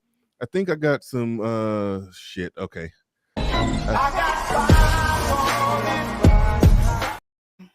I think I missed some, but Snazzy Individual saying showing a little support. Keep up the dope content. Absolutely, absolutely. Appreciate it. Who else in here? Who else? Captain Cisco. Wait, no, I already read that one. All right, I hope I got them all. I'm gonna check the analytics to see if I missed anybody. I do like to read and acknowledge everybody who supports the stream via Super Chat or Cash App. So I'll try to circle back to them. But did anybody else wanted to jump in on that impromptu topic about guys not approaching, which I'll still say it's still hard for me to understand it, even though I think I get it, but it's like, you know, you want a sex life or you don't understand. Well, I don't know. I guess because I don't know. It's like, okay, the game is the game, and whatever the game is, whatever the market is, no matter how bumpy the terrain is, it's like you got to figure out how to drive on the shit. So it's like, I just can't imagine saying the market is so messed up that I'm going to just say fuck it and just play Call of Duty and be at home and not get no ass. I just can't. I get it. You would rather play Call of Booty than Call of Duty. I get it. Yeah, but no, I will say this. I will say this. I did end up in a relationship. Well, I shouldn't say end up in it because, you know, I like her a lot. But it was tedious and annoying messing with these chicks. So I think that's what did kind of, you know, make me say, hey, I got somebody who I like, and I could just, you know, not be in this damn rat race of fooling with these chicks. So I do get it from that perspective that it is tedious, you know, even getting out there, but I just can't imagine not getting out there. I just that part is hard for me to understand. Yeah, well, nobody. I mean, see, that's the thing. We're talking about why they aren't being approached as much. And you are not approaching because you got into a relationship because of the annoyance. So that's one less person approaching.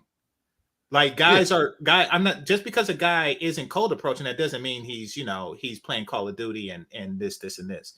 It means that he's looking for alternatives, whether it's, you know, long-term relationships where he, you know, would otherwise be a player or what have you. But, you know, no matter what, women are looking at you and saying, how come he didn't approach? And the reason is, you know, the reason is you got tired, so you settled down. And the new people who occupy the dating market don't have context to success. So like the time where you could go out and it was abundant, or not abundant, but, you know, where the more it was closer to traditional, you don't date guys who you're not, you know, attracted to or whatever. When it was like that, yeah, I can imagine the people who are from that era saying, you know what, it's just like this. All you got to do is go out and do whatever, because they have a context of success on the dating market. Some of the newer, you know, the just under 30 or 29 or whatever, they only have the context of this dating market, which, I mean, again, if you were getting 3 and 4 dates and nothing's happening, you eventually are going to be like, well, this sucks. This doesn't go anywhere, you know? And they don't have the context of, yeah, you date the woman that's this, you know, that's, I mean, on your level or whatever, and then you get the outcome. You know, after you do that 10 times, you're likely to quit, especially if you've not seen success. You know what I mean? Yeah, I've had some droughts, but I damn it, I kept going. But you were married one, so that ultimately, you know, that there's a you've been to the mountaintop, if you will. You've had the end goal. I've had the end goal. You know what I'm saying? So we know that there is success in that way. The thing is that the guys who occupy the dating market now, they don't have the context of that success, because they'll be the perfect guy at 18 and be with the woman who they love at 18 and propose marriage, and then not get said marriage because the woman needs to find herself. You know what I mean? He talking about today. Yeah, that was it. That was a diss. That was a shot. Yeah. Oh, It damn. was. I'm gonna let it Yeah. go. I'll play. Shad, that was you're my favorite of all the panelists we've had. You're my favorite panelist. Now, let me ask this. Let me ask the ladies this. Have y'all ever felt compelled to a guy that didn't have the genetic currency, like Mike said, but you ever felt compelled to say, you know something, this guy invested a lot of time, money, and energy, so here's some pity pussy. You know, here's some. I don't want to talk about that. Here's some thank you pussy. Here's a participation trophy pussy. Have you ever said that to a guy that you were dating? I'm not talking about that again. I mean, I love that. You did it 2 times. Okay. Tell me about the 2 times that you did. One time. 2 times. Okay. The guy I was dating him, I did not find him attractive, but he was very nice. And we got into a relationship, we got involved, and then we had sex. And then he just turned into, like, I guess, a different type of guy. Whereas I'm like, hey, if I would have stuck to my values, being like, hey, initially I find this person attractive, but it happened again. So I won't go into that value and that goody good speech. But it happened again with another guy. I wasn't attracted. Wait a minute. Did I miss something? That didn't sound like pity sex. It was because, like the guy said, Lee said, he had invested time in me. He was very good to me, but I did not find him attractive. I would not want to. Oh, that's Katie's saying. Okay, you gave him some of that. He was a really nice guy, kind of sex. Yeah, but she said she was in a relationship with him, so it was more than just a. Oh, you were in a relationship with him? Like, I guess it's progressing. He introduced me to his family. He pays bills, he provides, or not necessarily provide, but to pay the bills, he's friendly. But it was just no, I don't know. It's not like you was using him. I don't know if that's pity. That's you didn't like him at all. That was I kept trying to look past his looks. That sounded like a commercial relationship. Yeah, I had a deal going. You just You just voided the contract after yeah. But he turned into be a monster. We still would have been together, but he started to get like verbally abusive and whatnot. Then that's when ladies first. Yeah. Oh, so he wasn't fine enough to talk crazy. No, even if he's fine, don't let no one verbally abuse you. Don't let no one put you down and stuff like that. They have issues with themselves, and they need to be. Don't let no ugly dude put you down. Exactly. Don't let nobody verbally abuse you. If he was attractive, it still would have ended there. But if I know myself, I should have never been in a relationship with someone I didn't find attractive. Like Mike was saying, only date someone that you don't mind it going further. Like I agree or whatnot. Yeah, I don't believe, like, I'm listening, to Qua, and that's cool. I mean, like, I'll validate your experience, but you can't believe what women say. You got to believe what they do.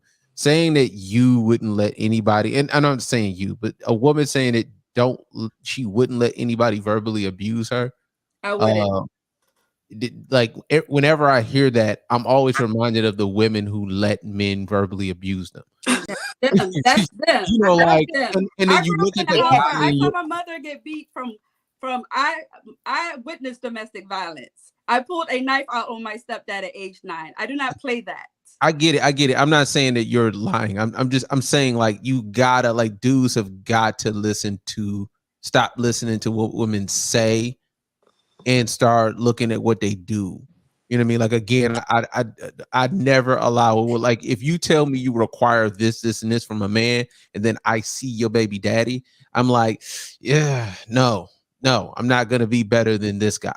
You know what I mean? Change. Okay, I like what you're saying, because that's the seriousness of having a baby with someone. Because people will judge you by your partner, but maybe from that experience, she changed. Like, no, I have to have standards now, because this thing is following behind me. Well, how do you hold on? Accountable to the baby daddy, something in her past. What matters more, your standards or what you qualify for? Okay, your standards should be what you qualify for. You can't have high standards and how you carry yourself. Okay.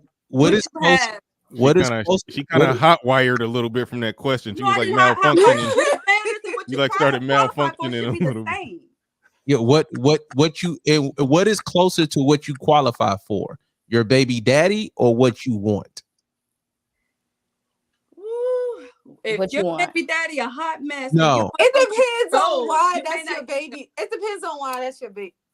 No, Man, Explain that, Jackie. Hold on, wait. Explain. Hold on, wait, Jackie. Explain that. You mean it depends on why he your baby daddy? Your baby daddy because he busted a nut in you. What you talking about?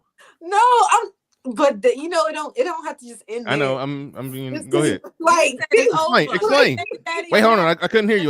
What do you mean by it depends on why he your baby daddy? It's like, okay, we talked about this earlier. These women choose who their baby daddy is. So like, it depends on why she wanted to keep his baby. Okay. So your baby daddy is probably closer to. Well, I don't have a baby daddy, so let's wonderful, Jackie. Wonderful. You don't have any kids. Wonderful. What I'm saying is that a woman, what she does is more indicative of what she qualifies for than what her standards are. Your standards, you can want anything. Like, I'm sure that nobody's walking around and saying, I want a Honda. You just qualify for a Honda. Like, I mean, I'm pretty sure if you could get an Aston Martin or a Lamborghini, you would get that, right? Right. You get what you qualify for, though. So if your baby daddy is ain't worth a damn, then that's probably just what you qualify. It's probably closer to that than what you're trying to make me be in the interim. Like, now I need men to be this. Well, ma'am, I can't be better. You need me to be better than the nigga you gave the highest honor to? That's crazy. I don't have to be better than that. So we have to start listening to looking at what women do and not listening to what they say. When women say, I wouldn't allow verbal abuse from a man, it's just like you haven't met the man that touched the bottom of the motherfucker. Because if you meet that guy, then you probably let him verbally abuse you. All right. No, they groaning and wailing. And the guy who touched the bottom said something crazy. They all hummed. I want to move on because you didn't hear me when I said I pulled out a knife. So, I don't think that's crazy to want something different from your past. Like, so you saying like you would judge women based off like who they dated in the past, or who their baby daddy is? Like, I don't know. I feel like we as humans, we're evolving every day. If I say like, what sane human being doesn't look at somebody? Okay, so let's do this. Give me the thing that is important that they don't look at your past.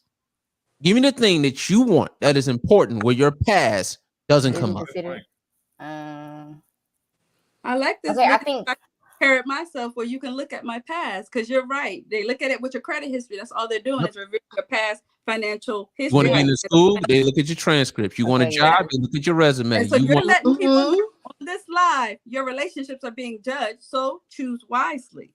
Well, I think women either they're being hypocritical or they didn't think it through. But y'all will judge how much y'all like a dude. Put it like this: if you considering a guy and then you see his ex and she ugly as hell, you gonna step back and be like, nope, I can't, I can't mess. I can't be fucking him after her.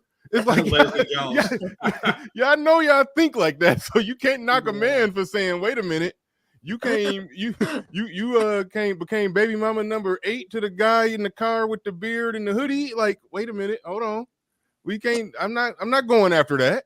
Right. So y'all are on the same thing, and y'all would do that just the same thing. I'm not judging if his ex was unattractive. That was his ex. Well, let's say it's not that she's unattractive. Let's not even say that. I think guys can get away with their past. Like, she unattractive. It's different. She kind of look like she stank. That'll make you judge him. It will. A person's relational past should matter, just like your work history should matter for work, just like your school history should matter for school. Just like your financial history should matter for getting a loan. Like it matters because it's practical. I don't give a damn about you evolving. I don't have time to figure out whether you've evolved or not when your past suggests that you were reckless. And then furthermore, for guys with cost benefit calculators, if the coochie is worth Jamal, whatever this guy's name, what is this guy's name? The 7 baby mamas guy. He don't got. He doesn't tell his name. Let's call him Jamal. Even his baby mamas allegedly don't know his name. He said they all call him T. Yeah, they call him Jamal. I like the name Jamal. Jamal sounds like a guy with 7 baby mamas. Let's call him Jamal. So if Jamal is your baby daddy, that means that the price of the thing that I'm dating you to get, one of the things that I'm dating you to get, is worth cheap liquor in a room. And then now when you get to me, you're telling me that the price is higher. Well, he said it was a luxury suite that he took. Well, even a luxury suite, it didn't take a 3-month rule. It didn't take the investment that you're going to want me to invest. It didn't take me being a quality guy. It didn't take the quality guy. It didn't take any of that. And he got the highest honor. Your baby daddy is more of an indicator of what you qualify for than what you want. What you want is what you want. Everybody wants the best. Everybody wants $1 million. But I think that her baby daddy is what she wanted. That's where I come off the premises that she wanted that dude. If she had that dude's baby, she wanted that. Go ahead, Quad. You look like you was trying to jump in. Oh, Mike is saying now he holds her accountable because of that decision she made, and you're saying, Jackie, that's what she wanted, and Mike is like, okay, because at one time that's what she wanted. You can't hold me to be the best when that at one time is what you wanted. And then I think it was Lee that was saying everything. Or what? Maybe it was Mike. Hold on, wait. Let's get the names right. Are you calling Game Changer the chess piece in the middle? Are you calling him Lee? I was calling him Lee. Oh no! Wow! It's Game Changer or GC for okay. sure. So I apologize, GC Game Changer, for calling you. Wow! I was so Asian? confused. Did you think I'd be over here kung fu calculus? Like what? Why did you call me Lee? Where did you come with that name? Something had popped up on the screen when you were speaking. Oh, probably LAR. You're probably thinking when LAR was up. I don't know. Yeah. Okay. This is not LAR. This is Game Changer. I apologize. Yeah, no worries. All right, anyway, it was some dead air, so let me just read this super chat. Shout out to Nobility at Best. Says, a man that has attractive qualities is playing on easy mode. However, a man that is short or unattractive is playing on all Madden. That You'd loan me $10. I know you got $10. Yeah, I got it. You know why I got it? Because I don't throw my money away on them streets. RM, you pushed the button too early. I wasn't done reading. Shame on you. Shame on you, RM. But no. But it says a man is playing unattractive is playing on all Madden. That's hard mode for those that don't play video games. I mean there's definitely looks which the former is unaware of. And real quick, hold on one quick second, because somebody else said something of note that where was that? He says women care about a man's future more than his past. Yeah, I didn't want to quote the thing that I know Myron Gaines say that all the times, but men care about a woman's past. Women tends to care about a man's future. Women don't care that as much that about a guy's sexual past, but a guy is looking at her sexual past, and it kind of just is what it is. And y'all are looking at him, sizing him up, trying to see if he's going to be, how successful he is right now, and how successful you project him to be in the future. And so, yeah, that's just kind of how it is. It's one of the differences in male and female. And I think there's really no way around that. But I tried to make the argument that, I do examine certain aspects of his past. I will judge him based off of an ex that just look, the hell, maybe something wrong with you that I don't see. That's who you was with before me. Y'all petty as hell with that shit. So it works the other direction too. Like for whatever reason, women feel good knowing that they got an extremely attractive woman's leftovers, and it really don't matter what the guy looks like. So if a guy had proof that Rihanna let him hit it, y'all's gonna want some of it. Like, just the fact that you shared a penis with Rihanna makes you feel like Rihanna. A good example of that is Seal. Seal dated Heidi Klum and impregnated her, I think, twice. Seal now dates supermodels. Exactly. For the supermodel. No, that's the point. That's the point. I'm saying women feel more beautiful when they sleep with men who've been with beautiful women. That's what I'm saying. Take Lil Wayne for an example. the second ugliest nigga alive. You know, but Flavor Flav is number one, I would imagine. Flavor Flav is number one. Yeah, exactly. Yep. However, because who's number three? Who's number three? It's a guy that's around the space named BMT, Black Men Talk. He's okay. Yeah. I would have thought you said Sam Cassell, but like, all right. I know who that is. Oh, he might yeah. be. Sam Cassell is pretty ugly. Yeah. All right. It's crazy. But no, the Lil Wayne, you know, because he's done that, because he's been there, done that, he has created currency, and it makes other women want to do that. I noticed because Chris Webber, I talked to one of his groupies, and she was just so elated to be with a nigga that's been with Tyra Banks. Tyra Banks, thank you. Yep.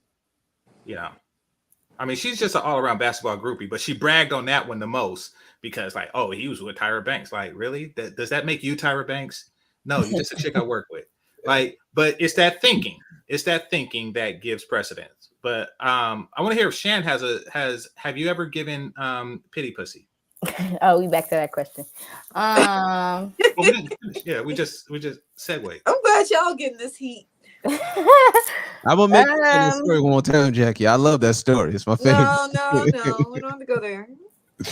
No, I haven't ever did that.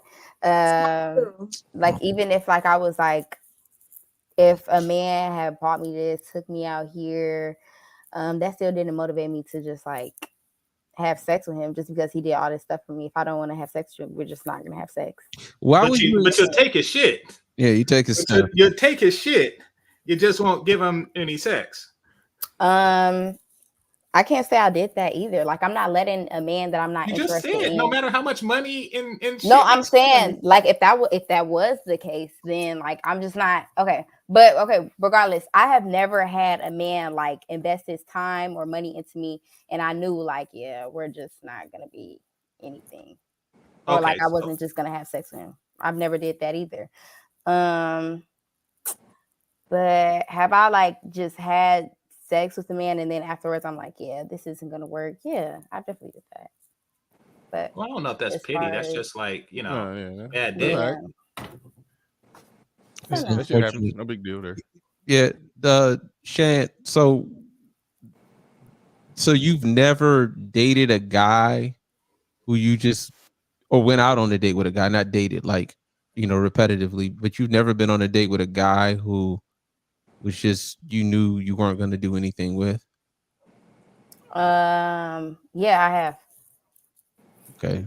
But I didn't know that beforehand. Like beforehand, I wasn't ever like, oh, I'm just gonna have him take me out to eat, or I'm just gonna have him buy my shoes and we're not gonna be nothing. I never know that. Damn. I was supposed to say something about There's women that do that. I know a lot of women that do shoes that. did you get out of it?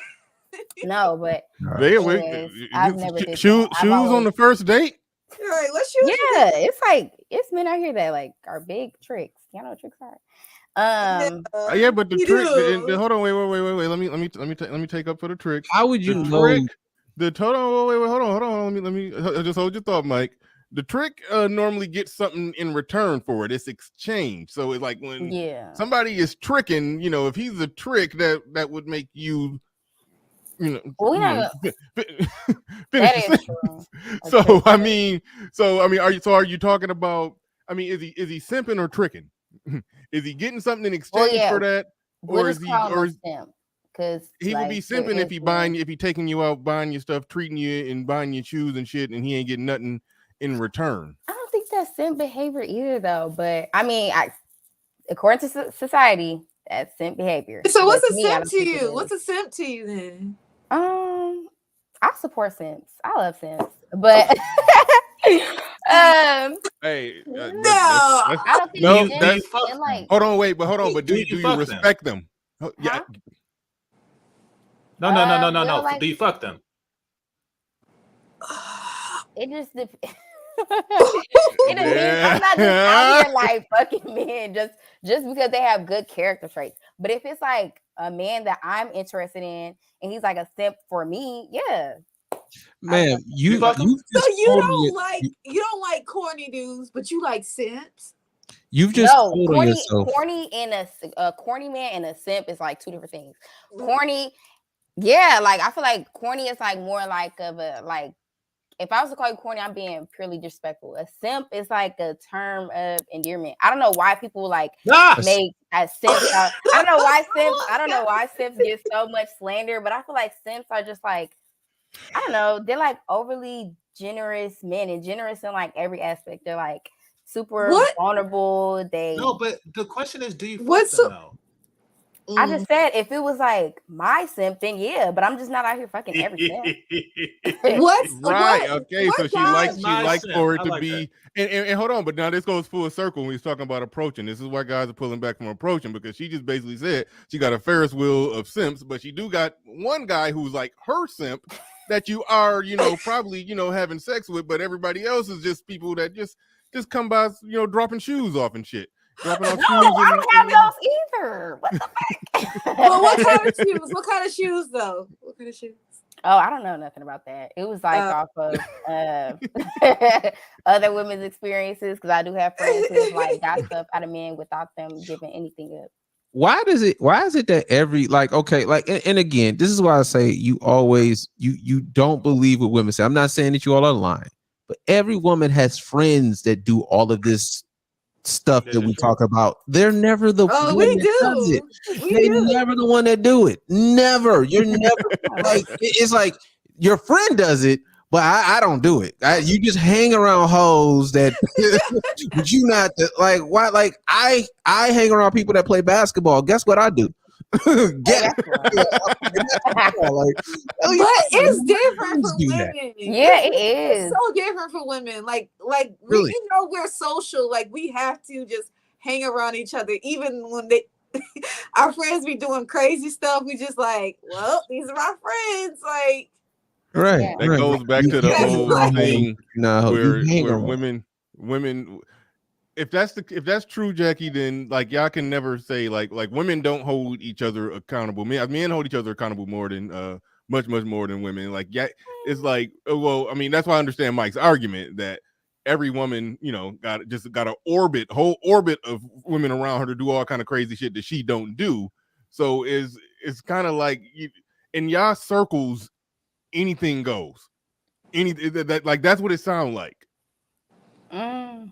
Well, I'll chime in, and that's why. Yeah, what Mike had said about women need to date who they like and stop wasting time and resources. I will now start holding them accountable about that. Okay. When we go out to eat and they're telling their little stories, I'm like, no, I'll start calling them out. You're wrong for that behavior. Just date someone who you like compared to just using someone. They gonna listen to you. That's what's gonna happen. And then they better start.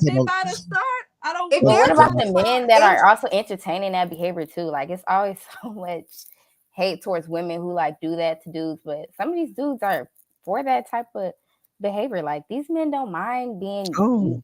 Some men don't mind being used. Just like, and there's women out here who don't mind using men. So you're describing this. You're describing this. You hold on. Wait. She just described the simps that she like that she don't use. That's what. Those are so yeah. I mean, listen. I don't knock the honesty. Hold on, but real quick.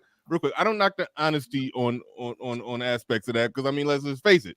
A big part of what we do when we hear men doing this type of content, we're trying to embolden men to not be used by women. Don't overvalue and put everything in a woman who really don't give a damn about you. That's why, when you were Kwa was talking about gentlemen or not gentlemen, the big part of the reason why guys aren't as gentlemanly, because in this casual sex open hookup culture, it's like chivalry is dead. Like holding the door and doing all that stuff, it's like that's done. It's like it's really a response and adaptation, a defense mechanism to the way women out there acting. And that goes back to the whole thing about dudes not approaching.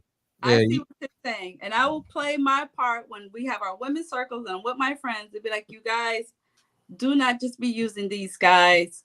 Date someone or accept gifts from someone who you like, compared to being like, oh, he's a simp or this other terminology. It's like y'all want dudes to be the doggy bag guy. Like the guy who takes you out on a date and then you take a doggy bag back to the dude who you're really fucking. That's Like, wrong. That's I've been wrong. on both ends horrible. of that.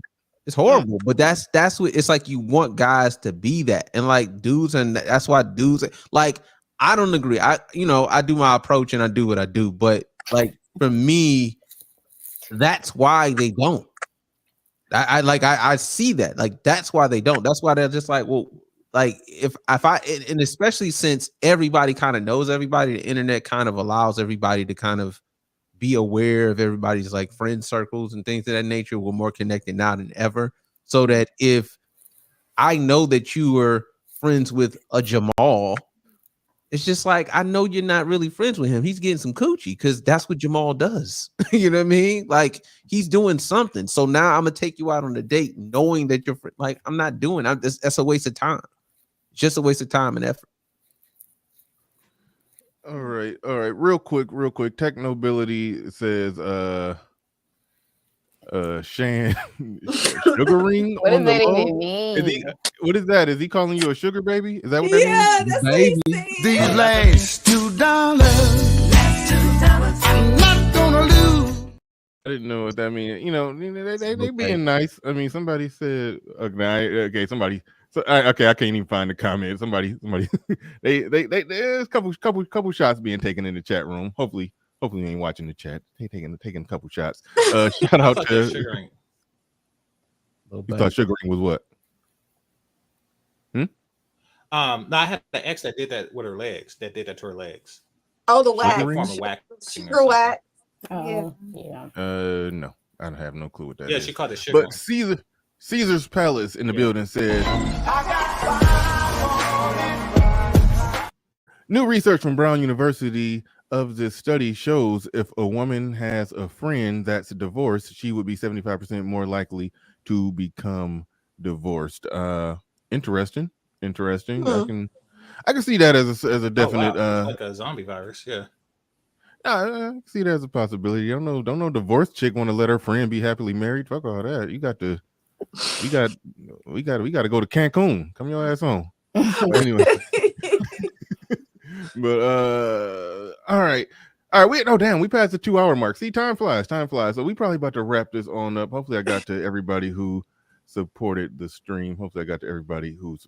Appreciate each and every one of you. I will let it. I guess we'll do quick last words. I'll start with Game Changer. I'll let the Game Changer and Mike. I'll let the ladies go last with the last word. Ladies come first. Ladies last. And I'm accidentally in the stream after Mike get done talking. All right. Good one. Go ahead, GC. Last words. We about to get up out of here. It's late. Yeah, Bernard, just thanks for having me. I appreciate you allowing me to come on the show. It's very enlightening. All right, Mike. That sound never mind. Sound very generic. But anyway. Go ahead, Mike. Yeah. Thanks, Bernard, as usual. Just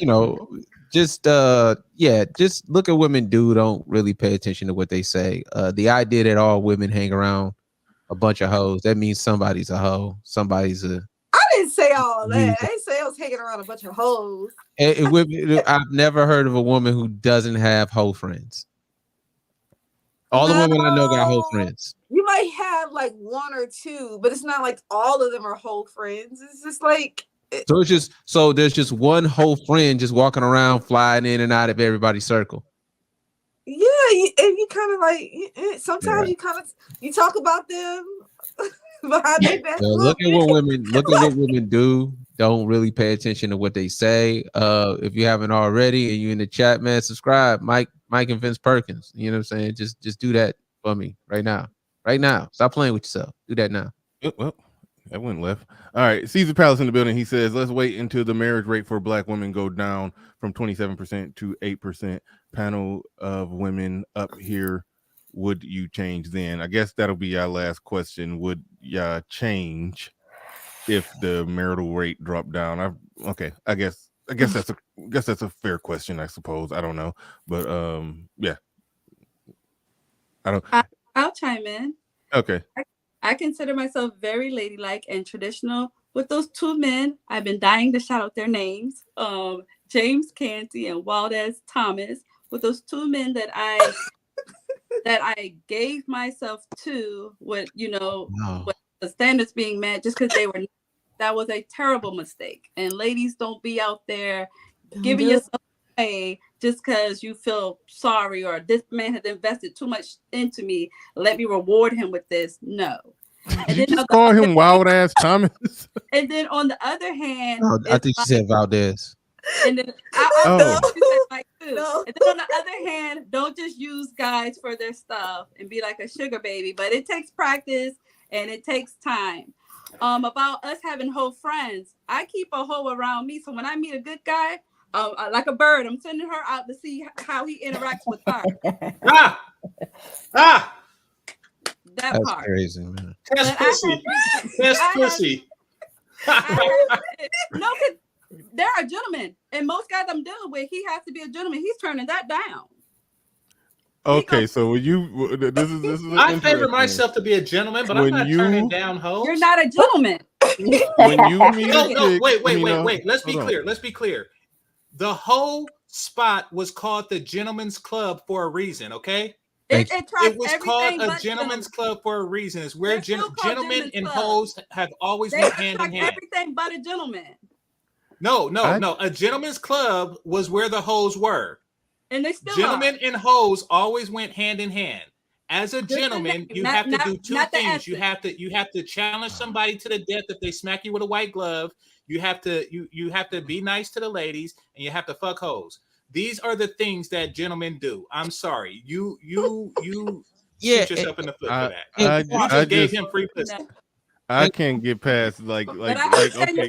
Do your friend follow through on it when you meet a great guy and then you're together and then you send and then when you send your friend on that espionage 007 type Zero Dark 30, give them some pussy mission. We don't have no standards, so I don't even have to let you know what it's about. Anything goes.